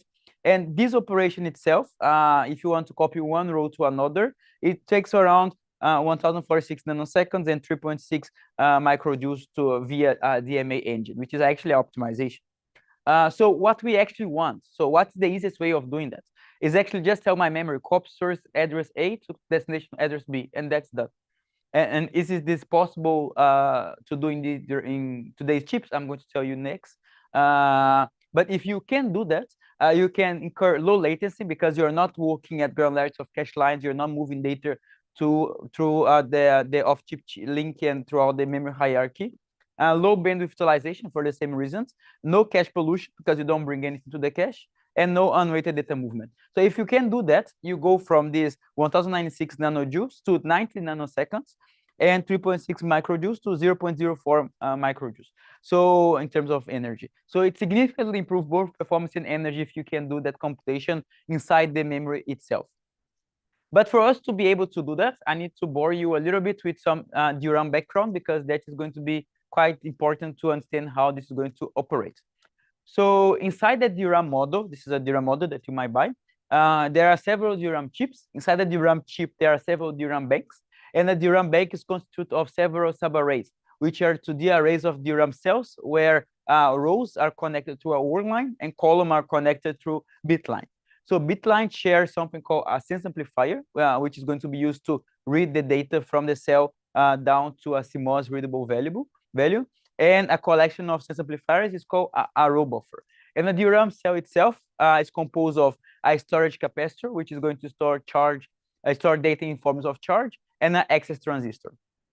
So this is just another view of the same thing. So it's just to show that you also have some interconnect across the DRAM banks, which is going to be useful next. But again, it's the same view. So in order to access data, your memory controller issues three main operations to the DRAM chip itself: activate, a read, and a precharge. So let's start with the activate. So when you activate a DRAM cell, the first thing that happens is for a particular address, that the word line for the address is raised, which is going to connect the storage capacitor to the bit line. Then because of this connection, the bit line is going to, the storage capacitor is going to lose charge to the bit line and generate some perturbation voltage level to the bit line. Then the system amplifier is enabled, and this perturbation here that is generated is amplified either to VDD or to ground, depending if the storage capacitor holds a 1 or a 0. And then after that, that deviation is amplified, the system amplifier writes back the now amplified value to the charge, which is called charge restoration. So after that, the data is latched in the system amplifier. Recall that we have several of those together calling a row buffer, and then the memory controller can issue read and write commands to this latched data. So to prepare a memory request, the same DRAM bank to a different memory request, the memory controller needs to pre-charge this DRAM bank, which means basically it's connecting the word line, pre-charging the bit line voltage to the reference level, which is half VDD, and disable the system amplifier. So this was an extremely fast overview on how DRAM works, and you are going to build on top of this next. So we are going to use this that organization to achieve this 90 nanoseconds and 0.04 microjoules. So the way that we are going to do that is quite simple. It's called row clone. It is going to enable this in DRAM row copy. So this is a view of your DRAM subarray. And what you're going to do first is going to activate the source row that you want to copy. And this is just going to bring the data that is in that row to the row buffer or the system amplifier, which is exactly what I just mentioned in the background. But then next, in the next request that I'm sent to the DRAM chip, instead of sending a pre-charge or a reading request, I'm going to activate the destination row. So I'm just sending another address, and this what is doing, and recall, is connecting is raising that word line for this row here, connecting those cells to this row buffer. So since this row buffer here has a stronger drive than the bit line voltage level itself, the data that is stored from row A in the row buffer is going to be copied to the destination row B. So this the key idea here is just to issue 2 consecutive DRAM activation commands to the DRAM chip so that I can copy a source row to a destination row without the intervention of the CPU. And this have a negligible hardware cost. And this is over a more detailed view of what is happening. So when I activate the first row, is again the same process that I mentioned. The charge is the cell is connected to the bit line, and some perturbation happens. The data is latched to the system amplifier. And then when I connect the destination row, this destination cell is connected to the system amplifier. And since this system amplifier is stronger, it copies the data back to the destination row. So by doing so, we can significantly improve latency compared to doing that in the regular von Neumann system, the CPU system, and significantly reduce energy consumption as well. So this is the initial work that we did in Micro 2013 called row clone. And we have been doing several follow-up works, which I'm going to mention next based on this. One of them is to move data across the different DRAM subarrays inside the DRAM bank in an efficient way. And the key idea here is quite straightforward. We are going to just connect it adjacent subarrays with some isolation transistors so that we can implement these row copy operations in the same way that I just mentioned across the different DRAM subarrays in a DRAM bank. I'm not going to go through much details over here because the next interesting thing is this one. So we did one computation, which was row copy, and okay, can you do something more interesting? So what is the most interesting thing other than the copy? Let's say that you want to do Boolean operations. So we want to do Boolean and or not operations inside DRAM, again, without involving the CPU and without including logic to do this computation. So we want to do this at low copy, and again, we are going to use the analog properties of DRAM to do that operation. So the main idea here is quite similar to the idea of the row copy, but instead of open 2 rows, I'm going to open 3. And I'm going to elaborate on this, what this is doing next with more details. This provides significant performance and energy gains compared to the CPU system, and this this empty paper I'm going to mention in details next one. And this key idea is not only feasible in DRAM, but also feasible in other memory technologies. So how this is operating, right? So let's say that I have 3 DRAM cells, A, B, C, and all of them share the same bit line over here. So the A and B are stored with VDD voltage, like it's stored high voltage, and the C is low voltage. So if I activate the 3 DRAM rows at the same time, the 3 DRAM cells are going to perturbate the bit line voltage and at the same time. And since this sense amplifier here in the DRAM chip is a differential sense amplifier, this guy here is going to understand that the perturbation voltage level is equal to the majority of the voltage levels of the 3 DRAM cells that you activate at the same time. So this is going to, in this case, originally the voltage levels was VDD, VDD, and ground. So the majority of those 3 is VDD. So the sense amplifier, which is already there in the DRAM chip, is going to pull the voltage level of the output operation to VDD. So the final state that we have is this Boolean equation here. If you do this operation, and if you can control the input data of one of those cells here, this C1, we can do either A or B, or A or and B. So by doing this triple activation, basically you're doing a majority operation. And this majority operation can be controlled to do or and operations inside the DRAM chip. So this is just the semantic of the operations. I'm not going to get into details on how this is done. But the interesting thing here is that now for us to be functional complete, we only are missing a NOT operation. So you can do copy, we can do and OR, and if you have a NOT, you can do NAND or NOR, and then you can be functional complete. So how can you do NOT in DRAM? The good thing is that the DRAM sense amplifier is already provides us a NOT operation, because the design of sense amplifier is 2 back-to-back inverters connected in a loop. So if you can redirect one of the outputs of the sense amplifiers back to the DRAM cell, you have the negated value of the initial data store in the cell itself. And we do that through this connection here in this N word line. And now we are function complete inside the DRAM chip. So we can do copies, and we can do and OR and XOR operations without incurring any logic costs or like minimal area cost to the DRAM chip itself.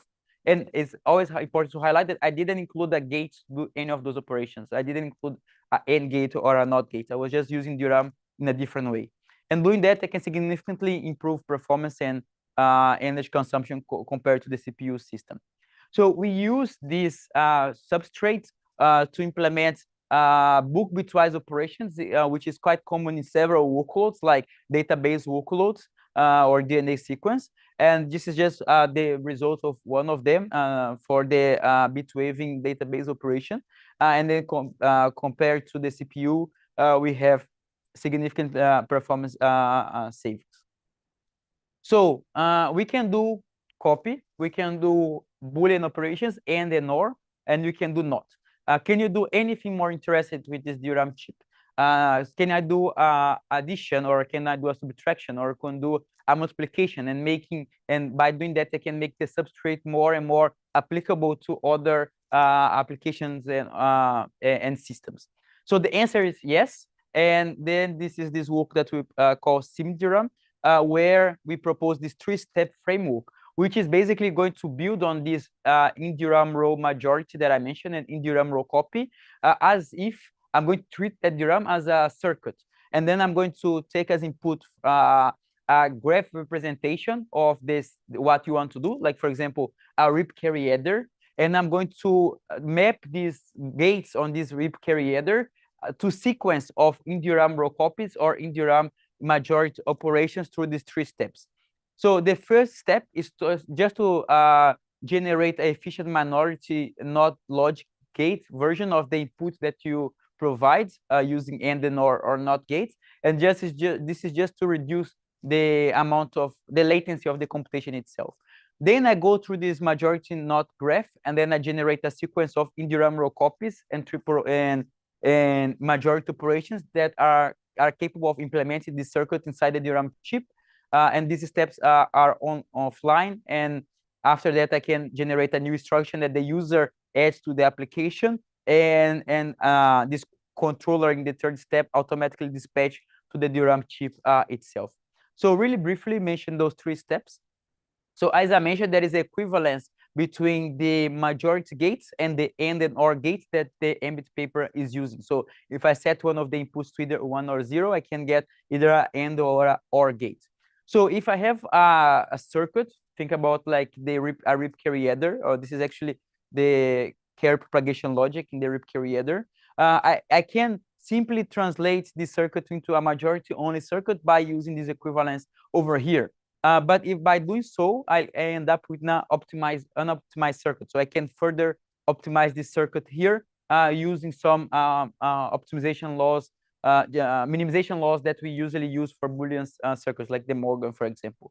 So this first step is basically going through the circuit and optimize, trying to reduce as many gates as possible, because each gate here means a triple row activation that you're going to do inside the DRAM chip itself, incurring some latency. So by doing this optimization, I can have an optimized version of this majority node based circuit.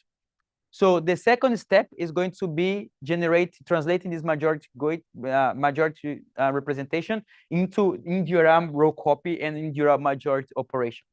And to do that, we introduce this concept of a microprogram, which is a series of in-DRAM operations, activations of recharts, that we are going to be used to implement the computation inside the DRAM chip itself. And to do that, we generate two tasks. The first task is to allocate the edges of the majority gate graph into DRAM rows, and then generating the microprogram itself. I'm not going to get into details over here. It's just algorithm that traverse those nodes. So the third step then is just to, after you generate this instruction, so you generate addition, for example, in DRAM addition. The first step, the third step is just telling the memory controller to dispatch those instructions in a particular order. And we want to do that transparent from the programmer. So we implement this control unit inside the DRAM chip, the memory controller, to do this dispatching of instructions to the DRAM chip itself. So this, and in the paper, we discuss a bunch of system integration routines that needs to be taken into account so that this framework can be efficient. So we implement this in simulation, and we saw that by implementing 16 in-DRAM operations, those include addition, subtraction, division, ReLU, bit count, all of those using this framework. We can accelerate 7 real-world applications and improve performance and energy efficiency compared to both CPUs and GPUs overall. So this was the SIMDRAM framework. And the question is now that, okay, we can do computation, we can do copy, we can do Boolean operations, we can do arithmetic operations. And I didn't mention in the SIMDRAM talk, but the SIMD in the SIMDRAM talk comes from the fact that once you do this computation inside the DRAM chip, and I think I don't have a good image here.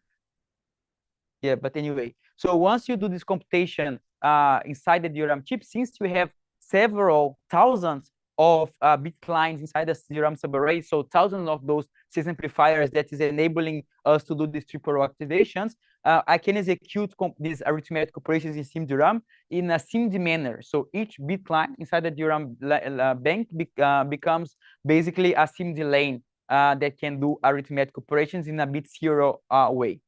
However, this SIMD substrate has several limitations. So one of them is the computation granularity that you are going to do this computation, because the size of the cells inside, the amount of cells that you have inside the DRAM row is fixed. So DDR4 have around 65,000 of those DRAM cells.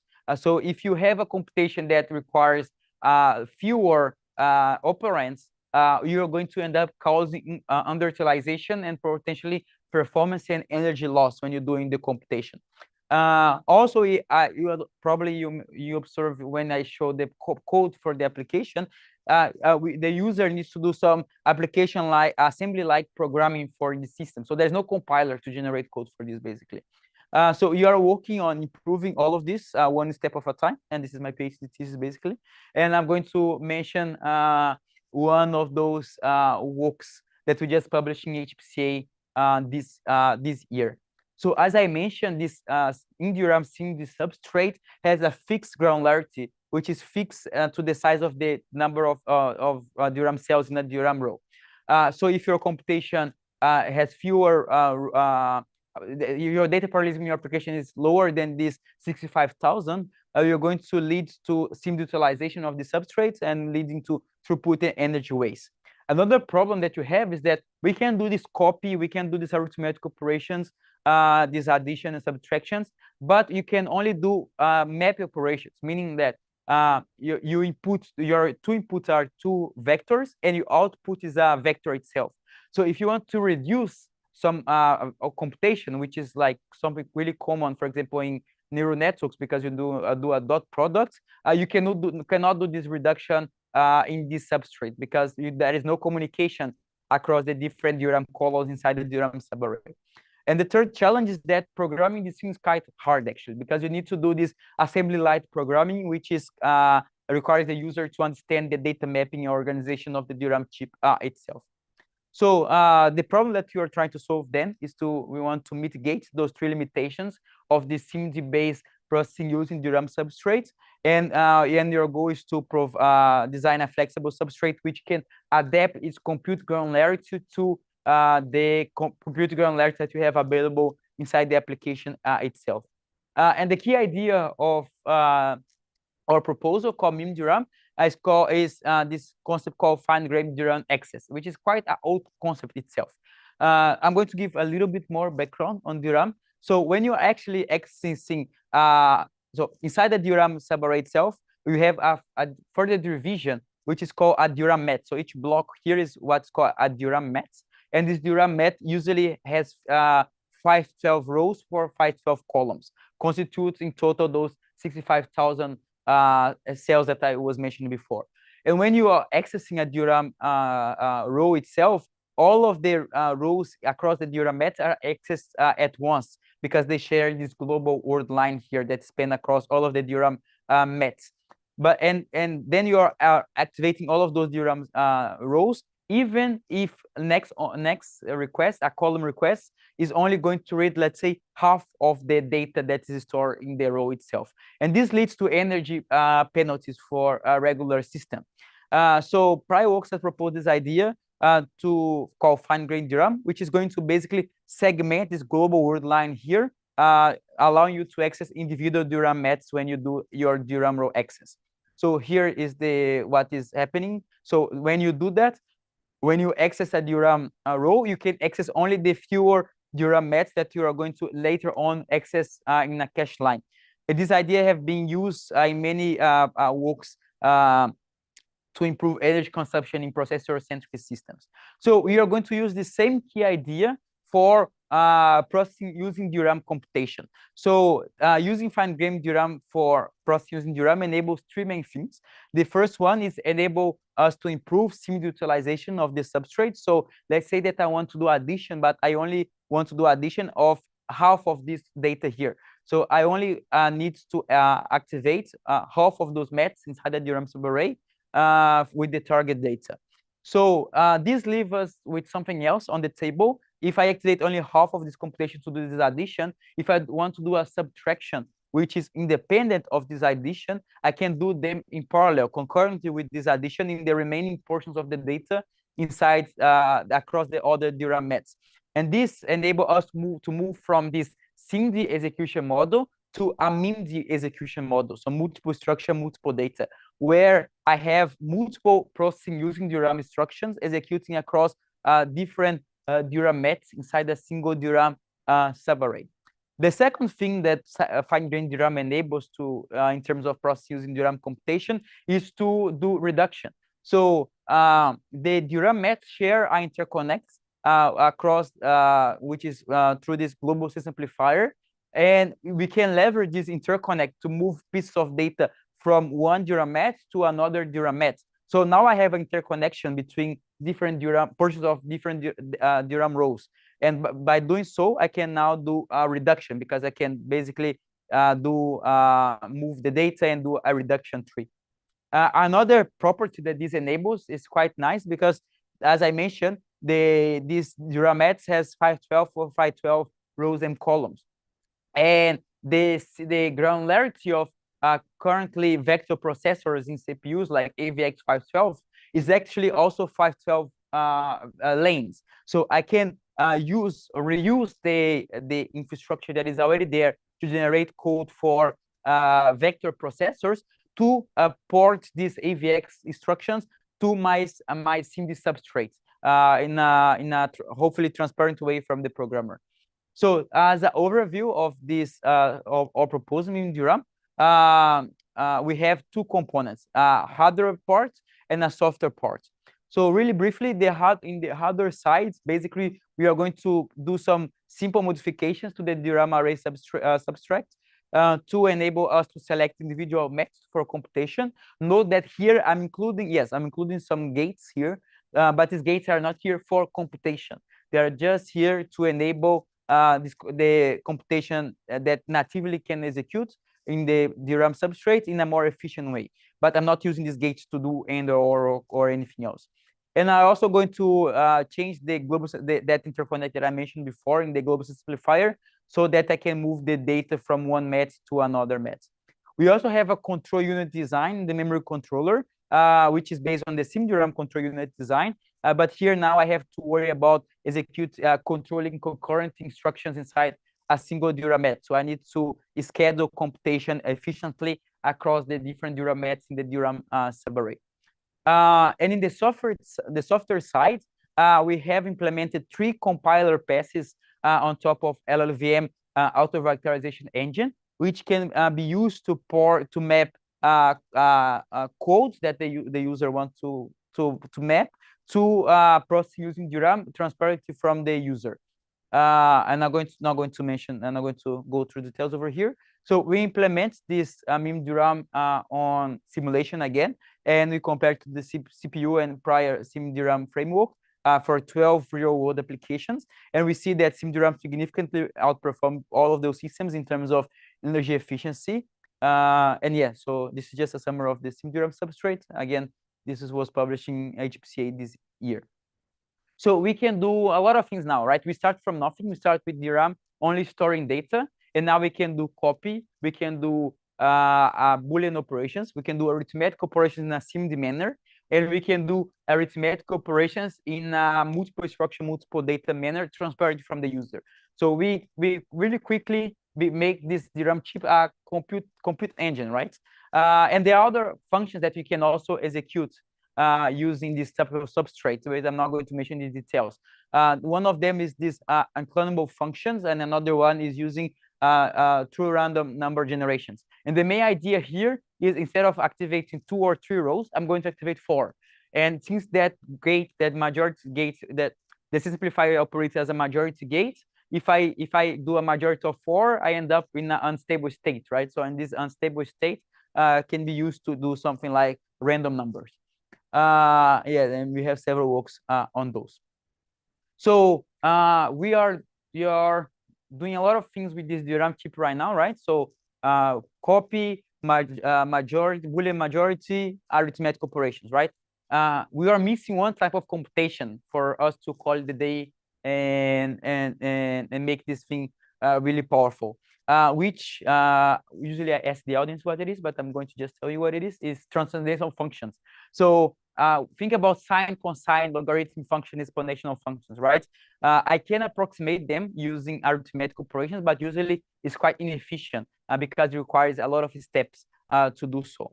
And we solve this problem with this work that we published in Micro last year called Pluto, which we are going to use something that is quite known actually in the literature. It's quite old idea. So if you want to do some computation, usually you have an input, and then you put this input through a ILU, and then you get the output, right? Another alternative way of doing the computation is pre-computing the values, storing the pre-computed values inside that table, and then doing the operation. I query this table and to get the output value in this lookup table based computation. So this is quite an old idea. But we are going to use this old idea, this lookup table query operation, to accelerate these translation functions inside the DRAM chip itself. So I'm going to transform the DRAM chip into a LUT query machine now. And I'm not going to get into details over here on how this is done.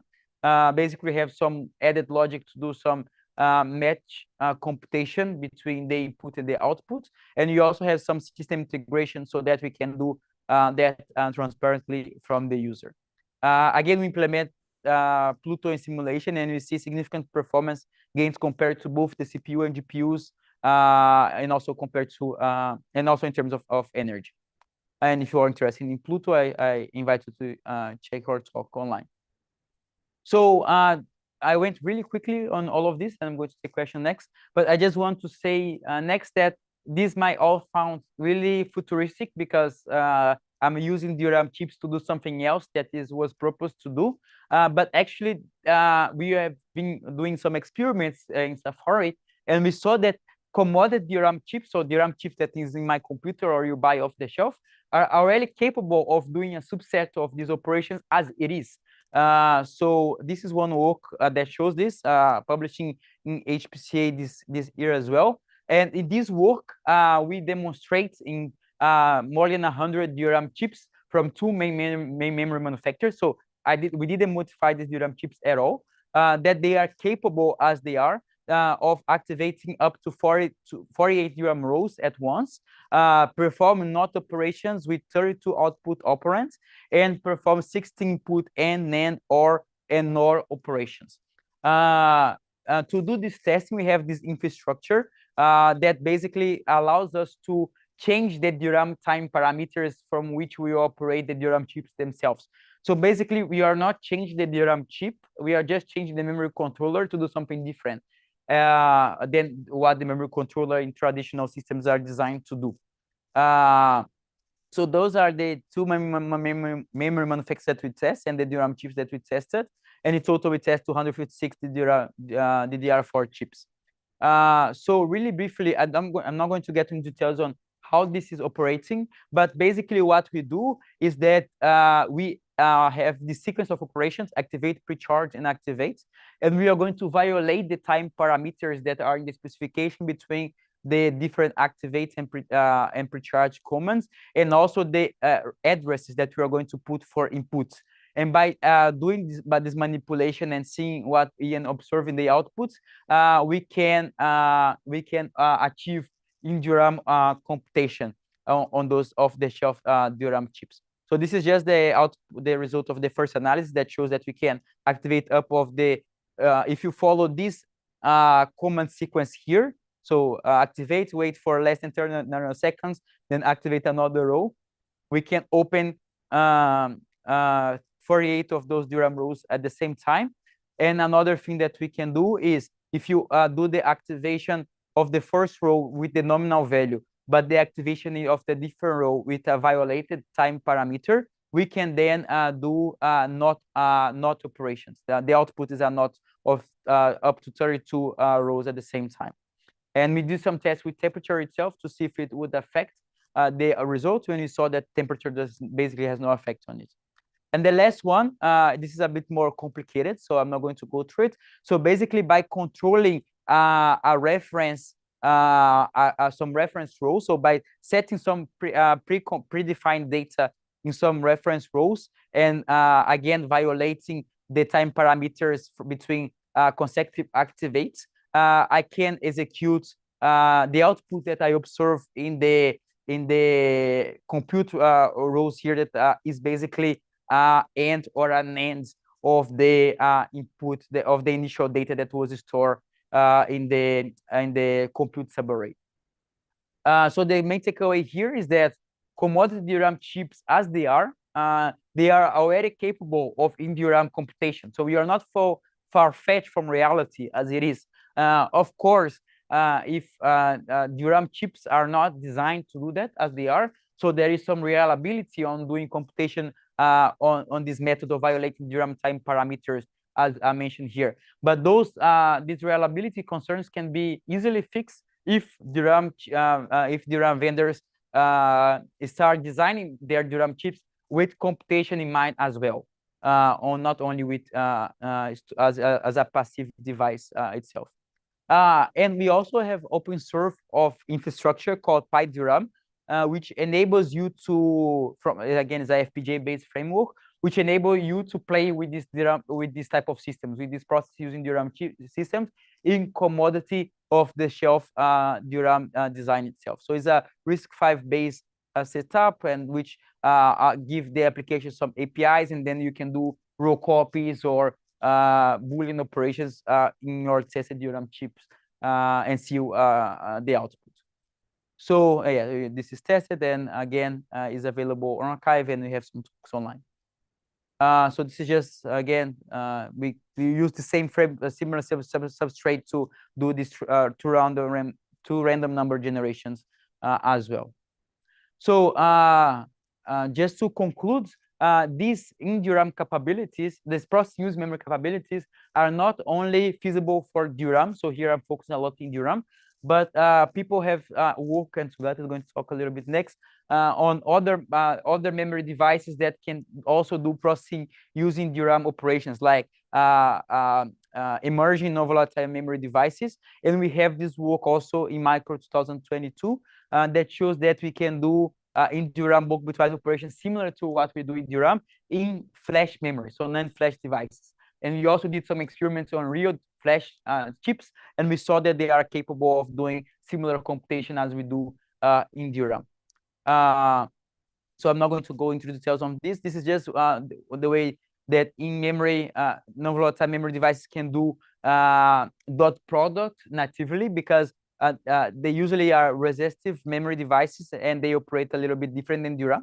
So when you access DRAM, they basically, when you are accessing data, you're basically applying some voltage level here, and then you end up with the Kirchhoff law of, and then people are using this to map neural network inference to this processing using memory substrates, using ReRAM cells. But again, Sugata is going to talk a little bit about this, I guess, next on. So I went extremely fast. I'm going to take some questions now if you have any. It's just that I'm super excited about this subject.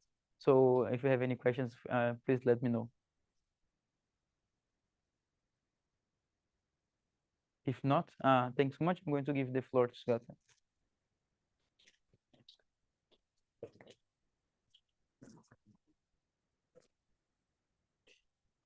Your microphone. Are you going to share from there? Yeah, so I've got Zoom set up. Do you want the clicker? Please. Do you have USB port? Yes. Oh, hold on, let me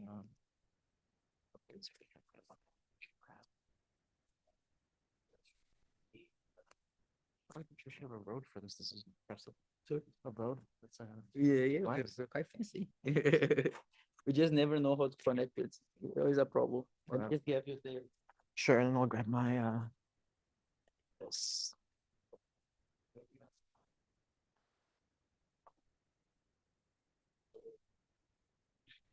And then just in case since I'm streaming, I will grab this. That's The adapter. no, because this laptop actually has a hidden little flap. Interesting. One of the nice little perks of it. So I need to talk. yeah.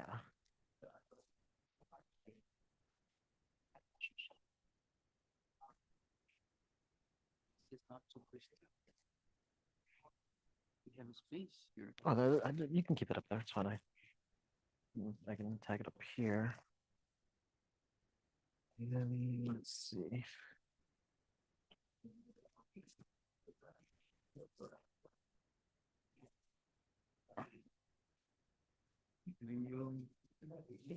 This is universal, right? Yeah, this is universal. I have the adapter if I need it, but it should just plug in, which is nice.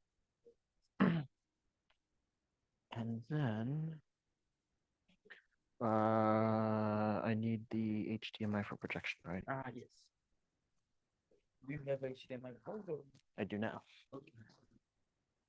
Oh. Just connect the USB-C somewhere. Oh yeah, if it's USB-C, I can just use the dongle. Maybe just get everything here. But then, There. do you need that for the camera? The camera is in this computer here.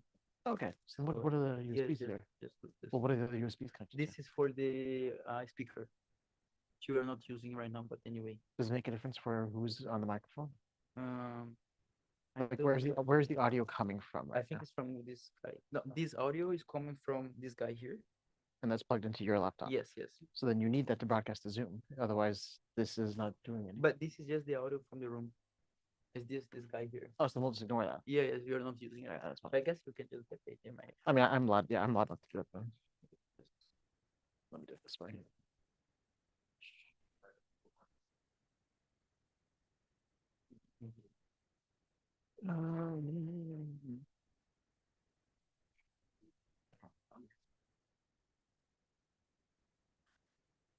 All right, I think that should give us enough.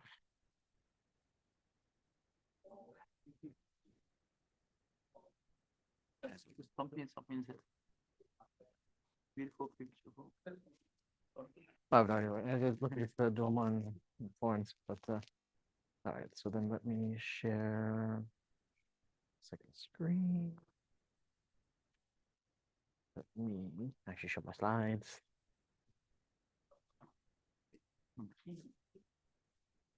Let's.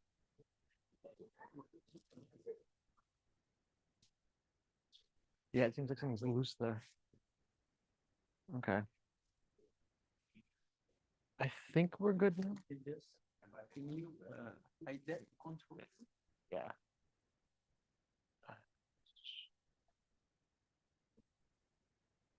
There we go. This one with yours. I can try to afterward. But then I have to unmute this, right? Is this muted or unmuted? This is okay. This is already good. Yes. Okay.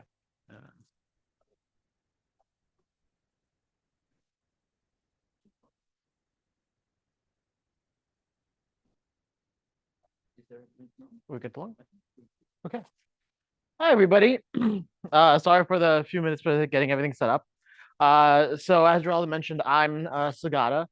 And today I'm going to talk a bit about an architecture that we've developed for PUM that actually started out as being specific for ReRAM. And as we've been evolving it over the last few years, we've actually found that we've actually made it something that's technology agnostic. And I'll explain what we're defining for that and why I think that's an important thing for us to think about as we're designing future PIM systems. Oh, I think there we go. So yeah, as we've been talking about today, as Mohammad and Geraldo talked about, we have these two different classes of architectures that we talk about when we consider PIM. We have processing near memory, which involves adding some sort of logic near existing memory arrays. And then what I'm going to talk about today, which is processing using memory, where we're going to do some weird stuff and actually have memory cells interact with each other to do meaningful bulk bitwise work. Okay? And we alluded to this in Geraldo's talk, that there are many different technologies that can actually enable PUM. Right? This is far from a comprehensive list, but you can see here that Geraldo was talking about some of the work we've done in DRAM and how you can use DRAM charge to perform logical operations. It's possible to do this in SRAM and NAND flash and NOR flash. You can even do it with a number of emerging non-volatile memories, such as resistive RAM, magnetic RAM, PCM. So there are a lot of these different types of work that you can do. And in fact, I'm not going to talk about it much today, but you can even break these down into what I like to call digital PUM, which are single bit operations, which will be the focus of our talk today, or multi-bit PUM, or analog operations, where you can do things like matrix multiplies directly inside these memory arrays. But this brings up, I think, an important question. Now, today, if you look at architecture proceedings, there are a number of different papers where everybody pitches their own specific device as their favorite, right? I'm talking about ReRAM. People talk about PCM, MRAM. They say, oh, well, this is a great technology. We're going to build an architecture out of this. Ignoring some of the things that we as architects don't do a good job of talking about, which I will come back to later on in this talk. We often do is we pick this device technology because an IADM paper told us it has some nice properties. And what we end up doing is building a specific microarchitecture around that. But I'd argue this is a problem because we're customizing a lot of things, right? We're convoluting this microarchitecture to work for a specific technology to take advantage of the inherent properties of these devices. And that not only means that we've constructed a lot of very device-specific hardware in our own approach, but the interfaces that we're providing to the outside world programmers are also inherently specific to the microarchitecture that we designed. And I think this creates two big problems for us going forward as a community. Ultimately, not every technology is going to be viable. It's unclear, if we're going to look for a quote unquote winner, who that's going to be. Okay? The joke I always like to say is that ever since I was a graduate student, people have been saying, oh, pick your favorite, NVMe, it'll be ready in 5 years. I started grad school in 2007. I've been hearing that 5-year benchmark ever since. We're incrementally getting closer, but we're still not quite there yet. So how do I know which one to pick, which one's the winner, and therefore which microarchitecture I'm going to use? Moreover, if I can't pick a winner, what incentive is there for OS designers, compilers, programmers to pick a specific architecture, right? We all write our papers. We all like to think, hey, I made something amazing. Everyone's going to want to use this. I think that's not a reality for building sustainable system software and an infrastructure. Okay? And so I think we need to have a shift in mindset away from eking out that last 5 to 10% of performance, right? Sure, it's nice to have the biggest possible numbers. I'd argue it's much more important to think about how we are compatible and interoperable with all the rest of the layers of the stack. And so what I'm going to present today is an architecture that we've been working on for the past few years called Racer. Racer, in fact, the R in Racer stands for resistive, the first R. Okay, so it started out as I mentioned for something for ReRAM, but we've in considering this, made this intentionally technology agnostic. We have, as I'll show you, a thin device compatible layer that tries to hide away most of the device specific properties from the rest of the microarchitecture. That rest of the microarchitecture includes a bit pipelining model that allows us to achieve very high efficiency, very high performance, even when you're dealing with small memory arrays, which as I'll mention in a second, is actually kind of a reality for many of these systems that we have to design. And then the interface that we provide is a general purpose vector ISA that can widely work across many other PUM microarchitectures beyond Racer, so that now we have a starting point to build all this system software.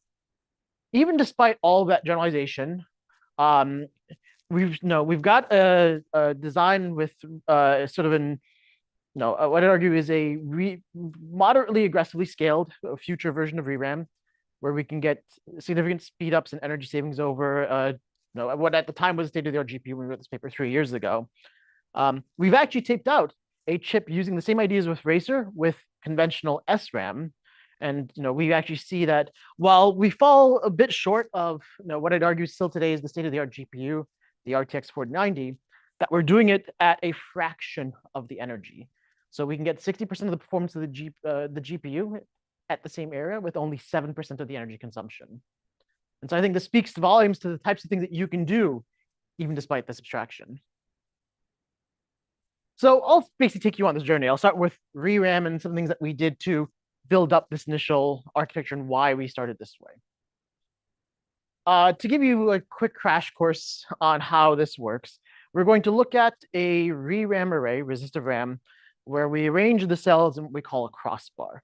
This essentially means we have a bunch of row wires, a bunch of column wires, and at the intersection of every row and column wire sits a 1S, 1R device, a one selector, one resistor.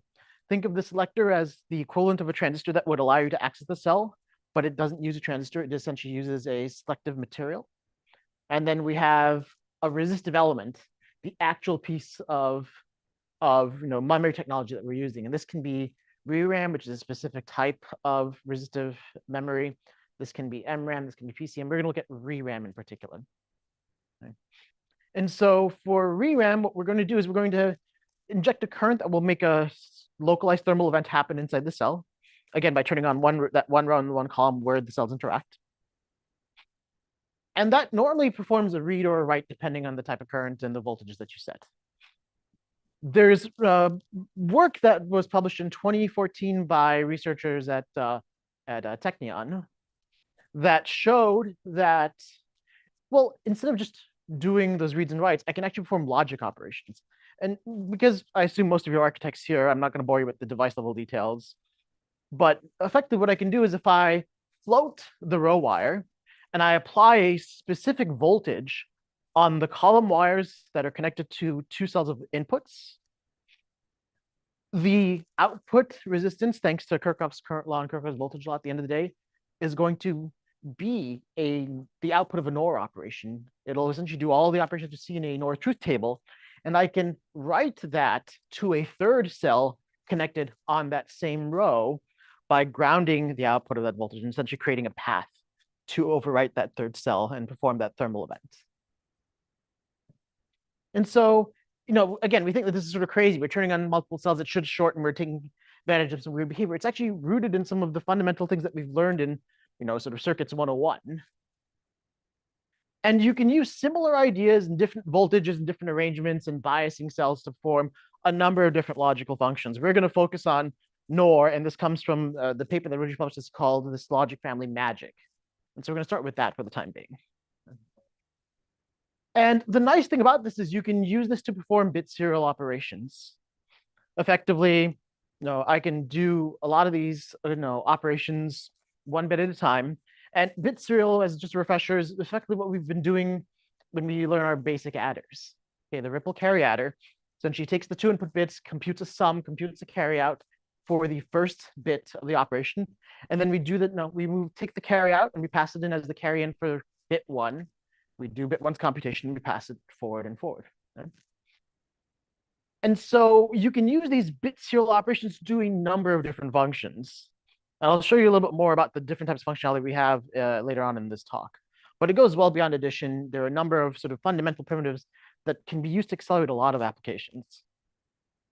But if you look at this adder, we don't build adders this way, and there's a reason for it.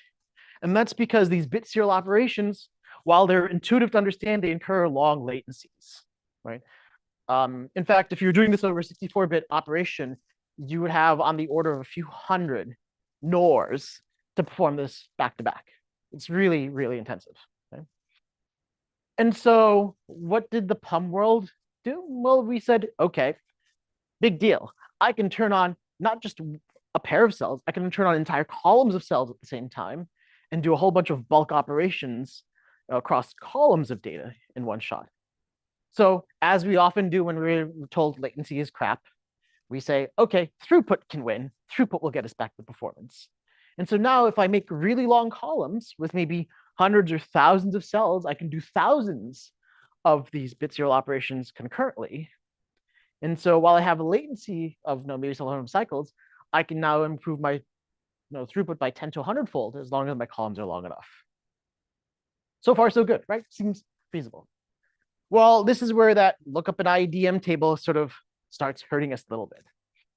Because as we were building these architectures, a lot of architects, we were sort of using these numbers that come from papers that have simulated what we call hero devices. Essentially, you went to the lab, a device researcher designed an array with 100 devices. A few of them worked, and they picked the numbers for the best device to present because it is the feasible, a possible version of what we see. Okay?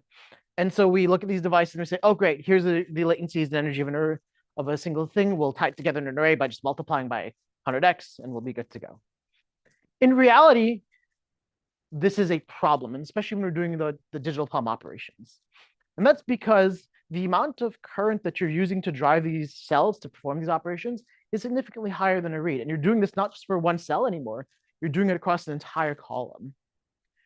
If you're not careful, if you have too many cells on that column, you're going to start driving so much current that the wire, it's not even a property of the resistor device, it's the metal wire connecting the column together is now going to face a problem we call electromigration. It's going to start breaking down. Okay? We did a study of this. What we found is that if we look at the modern limits of copper interconnects, you're going to be stuck to a few hundred cells in each dimension. We looked at 200 by 200 as our sort of our upper limit. This hurts in two ways. First of all, we just kill that throughput that we expected to have, right? The second thing And this is unfortunately something that people haven't thought about. So these numbers that people present with these huge cells, it's not actually possible. But there's a bigger issue. For those of you that have worked with memory cells before, small arrays tend to be a no-no. And that's because in order to increase our yields and maximize capacities, we're doing a lot of amortization of peripheral logic, of interconnects, to try to maximize densities and make these arrays feasible. Small arrays don't help us do that because they have a fraction of that capacity that we normally would deal with. Okay? So now we can't amortize the latencies, we're killing our memory densities, and we also now need to think about, well, we have all these arrays, how do they communicate with each other? That requires more buses, more wires, more latency. Small arrays have often been a non-starter. So, but if that's the limit that we have, if we're stuck with small arrays, we need to think about, well, what can we do differently to make small arrays actually bias the performance in a scalable, feasible way? And that's what started us down this path with Racer to begin with. We started by doing something perhaps simple. We striped the bits of a piece of data across multiple tiles instead of packing bits in the same tile. And this is in some ways borrowing some concept that we've seen even in the early days of DRAM. What we said was, if I take this 3-bit number, I'm going to allow the tiles, the small tiles, to do a whole column more at a time. We're going to be very conservative and limit their dimensions to 64 by 64. And then what we're going to do is we're going to take the bits and distribute them so that for a particular word of data, each tile is going to have only 1 bit, but across all the tiles, that bit is going to be located in the same position across all of the tiles. And this will actually help us for a few things that we're going to do, as I'll show you in a minute. This simple striping allows us to limit the work that each tile does. The second thing that we want to look at is an issue that, again, a lot of palm architectures tend to sort of sweep under the rug. When you're working with especially these emerging non-volatile memories, they're no longer working in the voltage domain. They're essentially operating in the current domain because the amount of current that travels through is representative of the value that these cells store. Oftentimes, with this, we add CMOS logic outside of these arrays to help us support auxiliary operations. The problem is those CMOS arrays are still conventional CMOS logic that are operating in the voltage domain. So you have to do expensive conversions of this analog, sometimes analog current into a CMOS compatible voltage that requires ADCs, it potentially requires transimpedance amplifiers or special output circuits to make all of this work.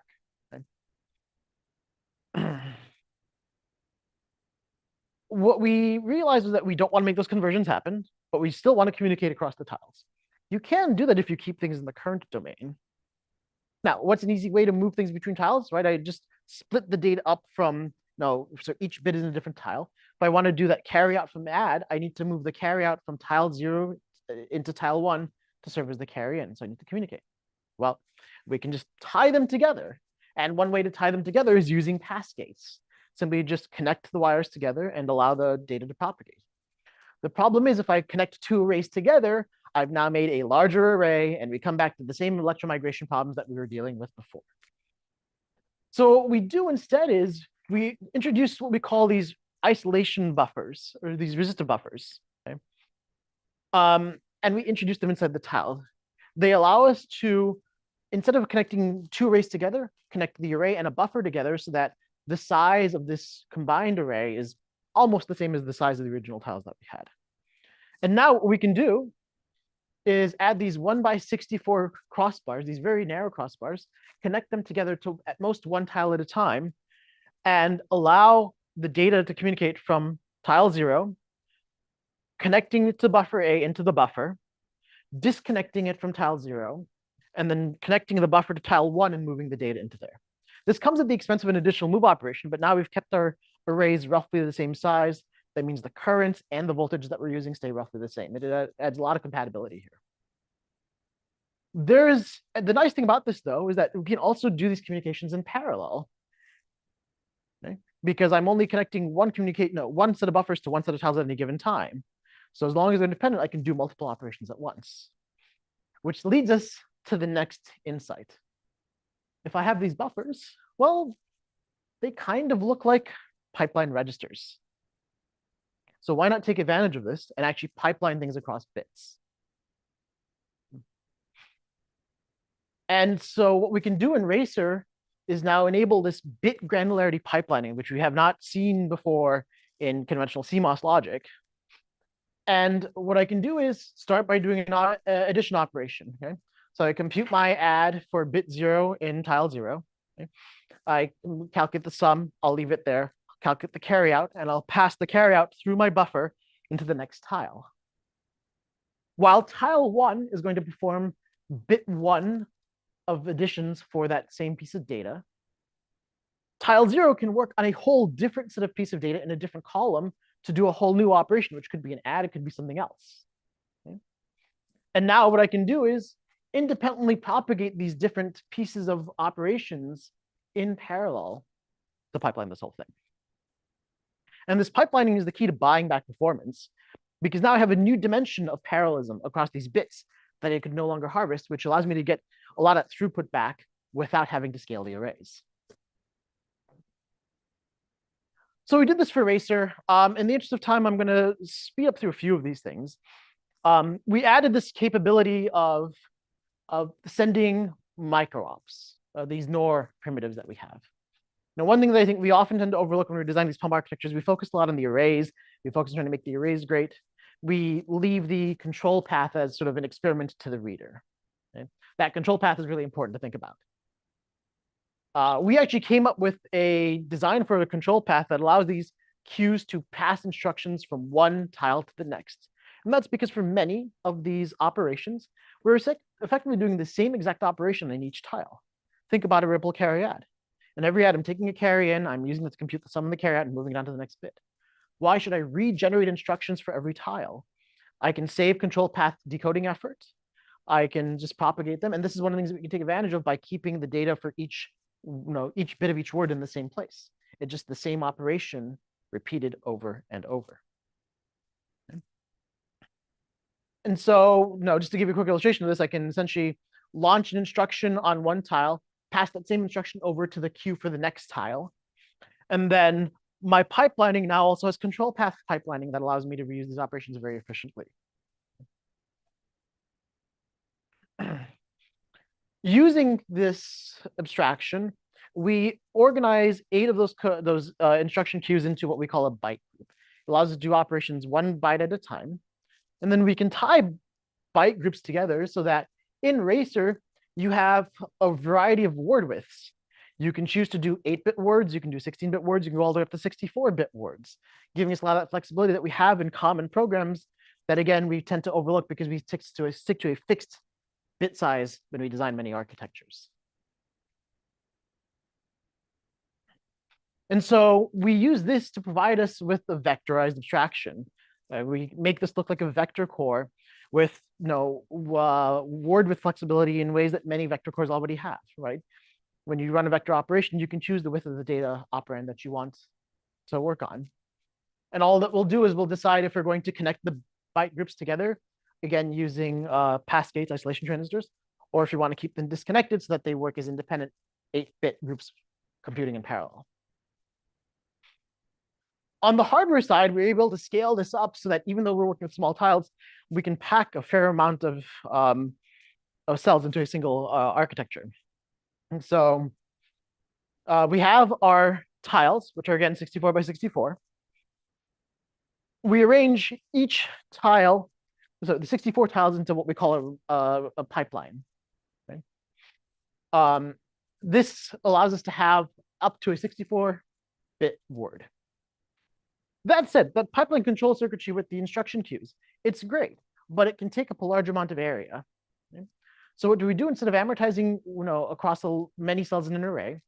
We amortize that pipeline control circuitry and the other peripherals across multiple pipelines, across multiple cores. And so I can amortize one set of control path circuitry across 64 different pipelines. And then this gives us an independent computation unit, which we called a cluster.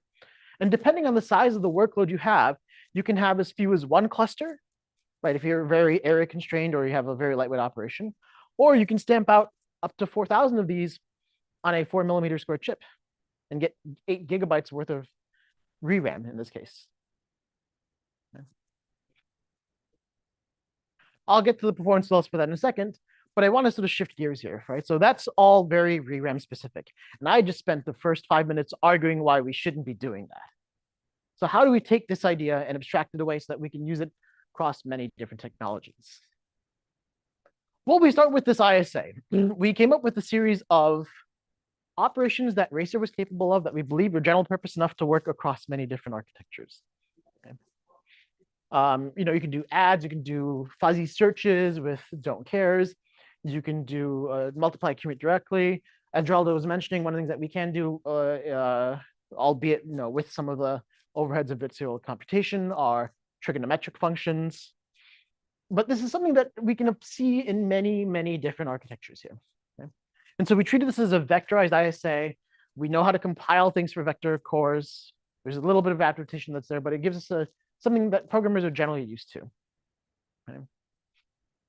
But what we realize is that if we look at our architecture, many of the details that we designed in Racer don't actually depend specifically on ReRAM. They just depended on small arrays.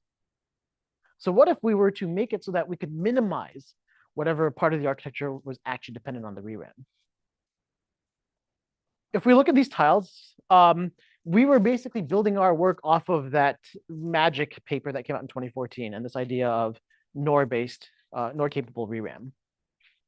The only thing that really makes that inherent to our architecture are the voltages that we're setting in here and the specific commands that we're sending in the NORs, which you can have different primitives or different technologies. And that's about it. It's just those voltages that we have to control. So what we did was we created what we call a technology interface circuit, a very thin layer here that allows us to take the front-end control circuitry and then essentially translate those into the specific voltages that we need to control for the arrays. If we have this layer, which now has to be device specific, everything else about Racer is now technology agnostic. Okay. And so there's basically the very minimal amount of peripherals that need to be specific to a particular device. I won't go into the details of the actual circuits. We talk about them in our JetCast 22 paper. If you're interested in more details, I can talk to you offline about that. But the nice thing is now Racer can adapt to a whole bunch of different technologies, and the only thing you need to change is that technology interface circuit around it. The next thing that we did based on that was we realized that Magic, while it's a really cool idea, doesn't have great compatibility with the types of devices that that manufacturers are prototyping today. Okay? If we look at Magic in a follow-on work called Felix, they have a certain ratio of voltages that they deal with. One of the critical properties that you deal with ReRAM is the ratio of the on voltage to the off voltage, and then also along with that the ratio where the actual logic voltage, the voltage you need to perform the OR operation sits. And so we plot those two different ratios, on and logic and off, on these two axes here. And what we find is that for Magic and Felix, for it to work correctly and do the NOR operation, it ends up in that top left corner over here. Unfortunately, if you plot what the devices that manufacturers can make today can achieve reasonably or expect to achieve in the near future, that falls in that bottom right quadrant. Okay. We worked around this by looking at a new way to do ReRAM within the bounds of these devices. We call this a logic family Oscar. And again, I'm not going to go into too many details here, but we actually worked with device physicists to figure out a device that could work within that quadrant and can provide us with the same NOR functionality and actually with better energy numbers than we would see even with Magic, even if you could fabricate Magic. And just to give you a quick glimpse of those results, we looked at a number of different application kernels spanning a number of domains. And what we found was that when we use Racer with Oscar, we get very healthy performance improvements. 142x performance improvement over a 16-core Xeon CPU, 233x energy savings. Compared to a GPU, At the time, this was the state of the art. One of the state of the art GPUs was a 15x performance improvement, 23x energy savings, all area equivalent and under a tight power budget. We constrained ourselves to an 80-watt power budget for everything that we did here, so we could properly dissipate the heat. We even looked at matrix multiply kernels and compared it to, at the time, a state-of-the-art analog PUM architecture. What we found was that we could provide a number of performance improvements from there as well, particularly for dense arrays. One thing that we are not good at is sparse arrays, but for dense arrays, we can provide significant performance improvements using Racer over even what a lot of analog PUM devices can do. And as I mentioned, this is technology agnostic. So after that, what we did was we switched to SRAM, and we looked at how we could build Racer using SRAM cells that could use these same KCL, KVL properties to do logic. Because we were actually fabricating this, we stuck to a slightly different subset of instructions. It was a reduced set of operations, what we could do. But we have actually sent it up for fab. We're waiting for it to come back. And we fabbed it on a 60 nanometer process. Based on SPICE simulations and some detailed analysis of the device, what we found was that compared to that same 2070 that we looked at before, even with SRAM, in an area equivalent comparison, we could get almost 7x the performance of the RTX 2070. Now, if we look at what is today's state-of-the-art GPU, the RTX 4090, we don't do as well, right? Because GPUs have made significant leaps and bounds performance-wise. This SRAM cell, this SRAM array for Racer can only achieve 60% of the performance, but it consumes only 4% of the power doing that at the same time. So if you do the math, that's roughly just under 7% of the total energy consumption of the 4090. So yes, we're dropping performance by 40%, but we're dropping energy consumption by 93% as a result. And again, this is using SRAM, which typically is the worst of the memory technologies in terms of density and energy consumption. So this shows you some of the power of this bit pipelining model of abstraction and the things that we can do here if we start sort of take a step back and try to think a little bit more broadly about how to architect around some of the limitations we have in memory devices. So I'm a couple minutes over. I just want to close real quick with a few parting thoughts based on this. Racer has been great. We've actually been able to do a lot of things and work with circuit designers, with device physicists to try to co-design a system that, obviously, if you look at real fabrication, we talked to people like Patrick, who's one of our collaborators and some other stuff. He'll argue we're still, rightfully so, several steps away from reality here. But I think the argument that we want to make here is it's worth trying to get 1 or 2 steps closer so that you're avoiding some of the obstacles of making what I'd argue are truly impractical devices, right? There's still many barriers to solve here. But it's been great to do this collaboration and to have sort of start thinking from architecture on down to circuits and to devices. And I think we need to keep doing this, both going down the stack and up the stack. I'm hoping that some of you here, because you're interested in researching PIM and PUM, I think there's 3 things that I'd argue you guys should be keeping an eye on. First is aim for broad solutions, right? As I mentioned before, yeah, we love the stuff we do. We're very passionate about work. We hope we're going to win. That's not always the case. Don't assume that you will. The second thing is put the programmer first. Think about programming interfaces. We often obsess about coming up with DSLs and trying to make things to eke out the last degree of performance. In reality, you're going to face infant mortality and people won't adopt. Companies aren't going to spend millions on millions of dollars on an unproven product. So if you make it easy for programmers to use our hardware, that will incentivize them to come. And the third thing is use abstractions. We've used abstractions in conventional computers since the 1960s. That's the foundation of almost all of the computing we do today. It seems absurd if we want to continue on as a community to make viable products, to not use those abstractions and to make things really hard for everybody around us. Yes, as architects, it's easy to just ignore that and design hardware that's sort of simple and maximize performance. But compatibility is the only way you're going to get people to start adopting this before you can make that second generation of changes that are very specific to what you need. And this has been sort of the philosophy of our research group and a lot of things that we're going forward. And you can see a quick glimpse of some of the projects we're looking at now. And I'm happy to talk to you about this along with my students offline. But as a quick summary, just to talk about what we discussed today, this, as I've argued, hopefully, this intertwining of technology and architectures is something we need to stop doing as a community. Racer hopefully is one step in this direction, showing you how you can take this architecture, make it technology agnostic, and try to get performance improvements without being married to a specific type of device. And hopefully this inspires you guys to think a little bit forward, going to sort of abstracting away other interfaces and building upon these abstractions to build, I think we need a full stack for PUM. Just as a quick selling point, based on some of the stuff we've been working on extending off of Racer, we've been collaborating with Sandia to build out an infrastructure that allows us to model heterogeneous systems with PUM.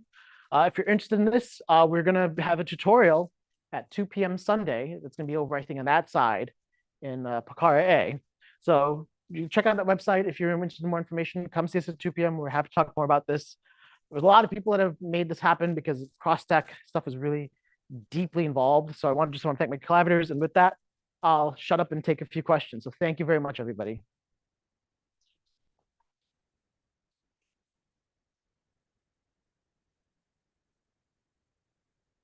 Yes.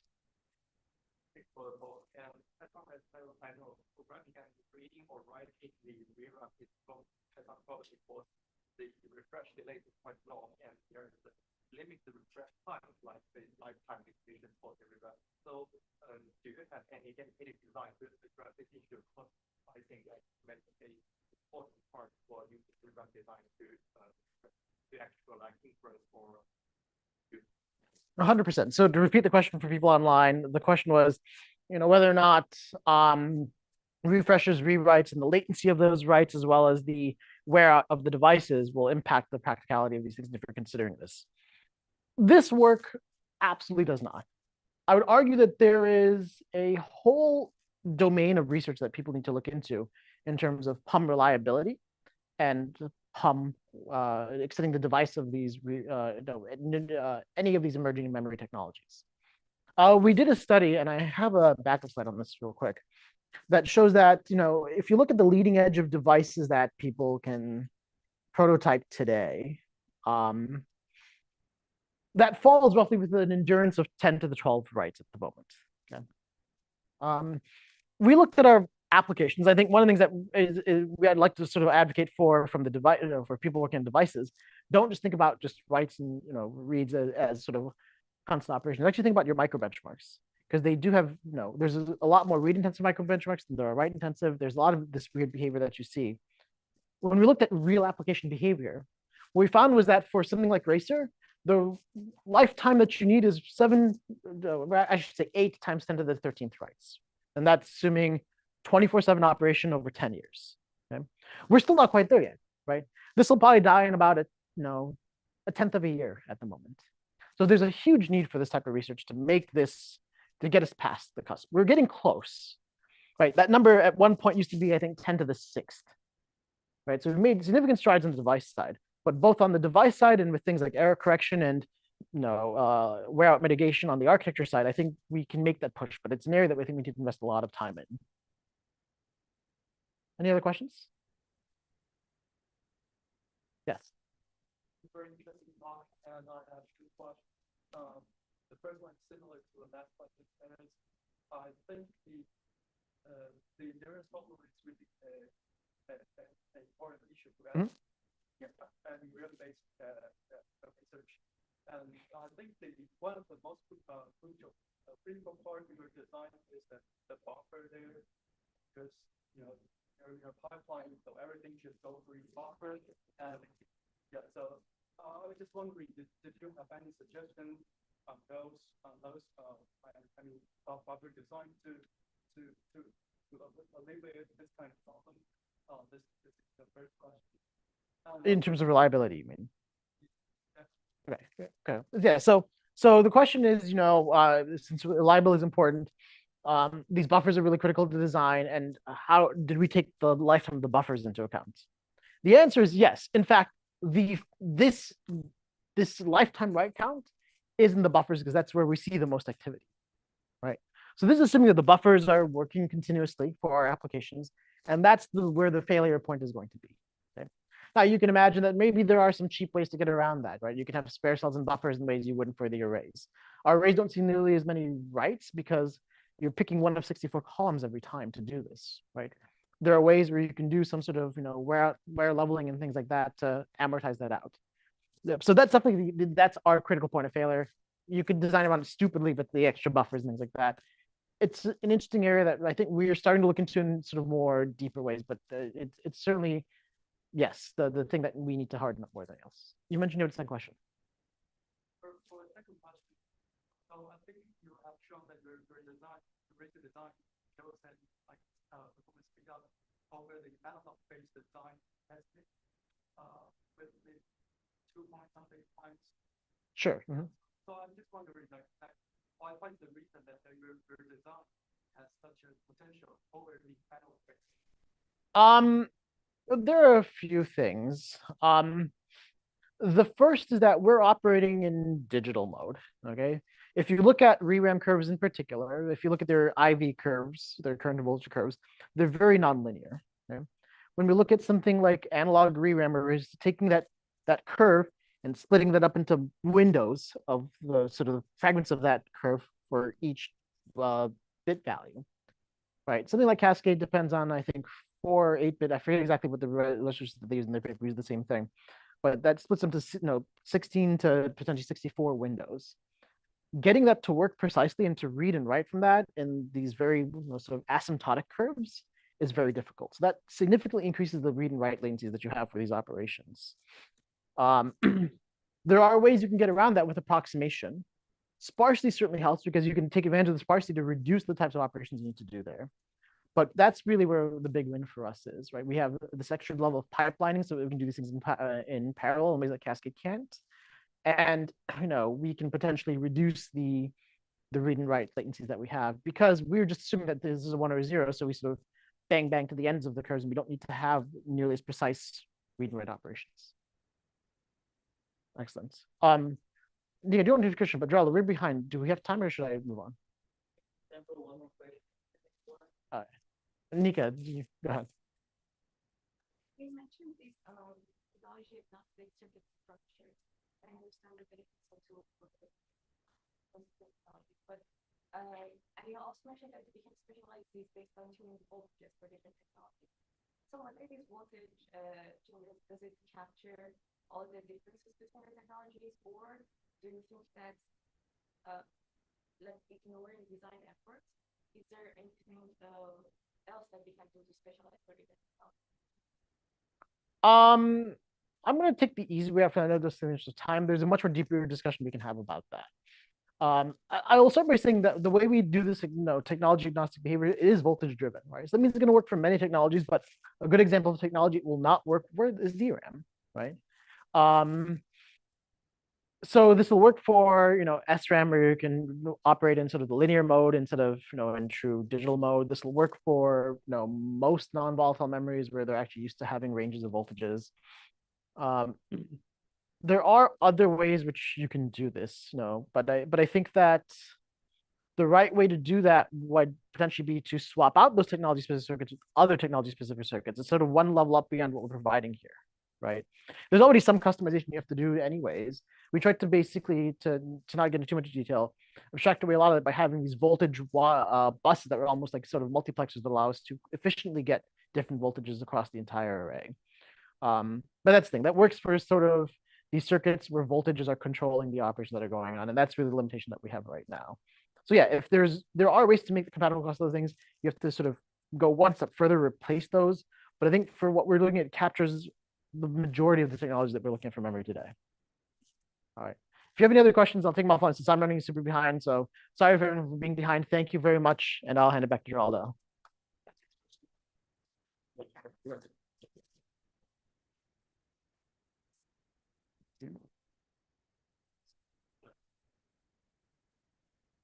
Context switching.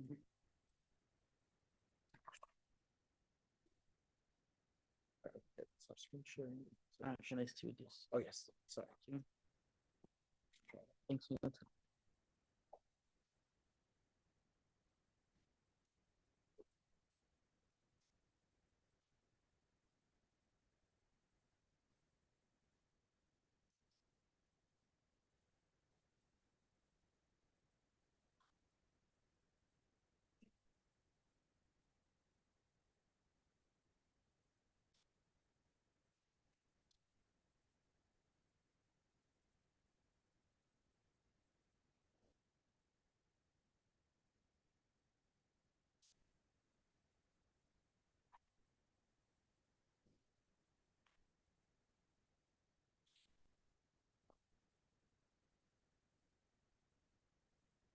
So since we are running a little bit out of time, I had some slide deck about adoption issues. I guess Sugata briefly talk about them. It's not working. Is over there? Is okay. Okay, sorry. So Sugata already briefly mentioned some of the adoption issues that we need to deal with for process memory related to programmability and integrating process memory systems in current processor-centric systems. So if you are interested on more discussion on all of that, feel free to contact me or Sugata right after the talk. But in the interest of time, I'm just going to conclude. And so overall, I hope you learned a little bit today here in the tutorial that we have a lot of opportunity moving forward in the future, especially for research, to design more fundamental energy efficient data-centric architectures and more high performance architectures as well, which has this motto of moving data a few amount of time, so with minimal data movement as possible. So we can do that if you think in a data-driven, data-aware, and data-centric way by enabling computation both inside the memory or using the memory with this process using memory approach that we talk about, and also near the memory, which is this industrial level solutions that we mentioned as well with the OpenMP system, for example, or the Samsung solutions. This can lead us to order of magnitude improvement compared to processor-centric systems, enable us to accelerate new applications and generate new computing platforms, and all of that. If you can design better computers, better systems, hopefully we can better understand the nature around us and design and model more complex things in the future. So the future for process memory and memory-centric computing is quite bright. We are just in this new cycle of industry-based approaches for processing near memory in particular. I believe that the research in processing using memory is starting, and we still have a lot of interesting things to discover over there, especially related to system, which is quite challenging. So we still have a lot to be done, but that is the good news for us researchers. So again, we can for us to design this type of system, we need to go step by step through all this computer architecture stack, but we can do that. So we can do that as long as we keep an open mind. Again, this tutorial is heavily based on our PIN book chapter, Mobile Pride of Process Memory. So all this information is going to be over there. If you are interested, feel free to contact me or contact Professor Onur or Mohammad at any point in time. As in terms of resources for you to learn about process memory, we have several tutorials in other conferences and lectures that we providing at ETH Zurich that are available fully online about several of the topics that discussed here and many other advanced topics related to process memory. Feel free to check it out. And I didn't include, so we have been doing this tutorial in several other architecture community conferences. We just did this one in Heart last week. We have this one in ISCA. All the material is available online. And I didn't include the slide here, but we are also going to have a similar version of this tutorial in the upcoming micro in Austin this year. So probably if you're interested, feel free to. It'll be great to join as well. Again, all the material or infrastructure is available online on our GitHub setup, so feel free to use and tell us if it's useful for your own research. And I guess that's conclude. We're just on time. That concludes the memory-centric computing tutorial. I'll be glad to take any question if there's any. Otherwise, we are done for today. So thank you so much.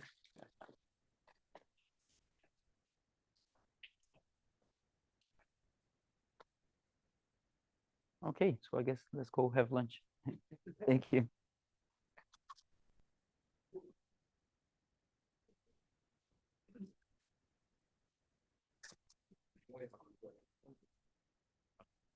That's so much. Kill your entire section. No. So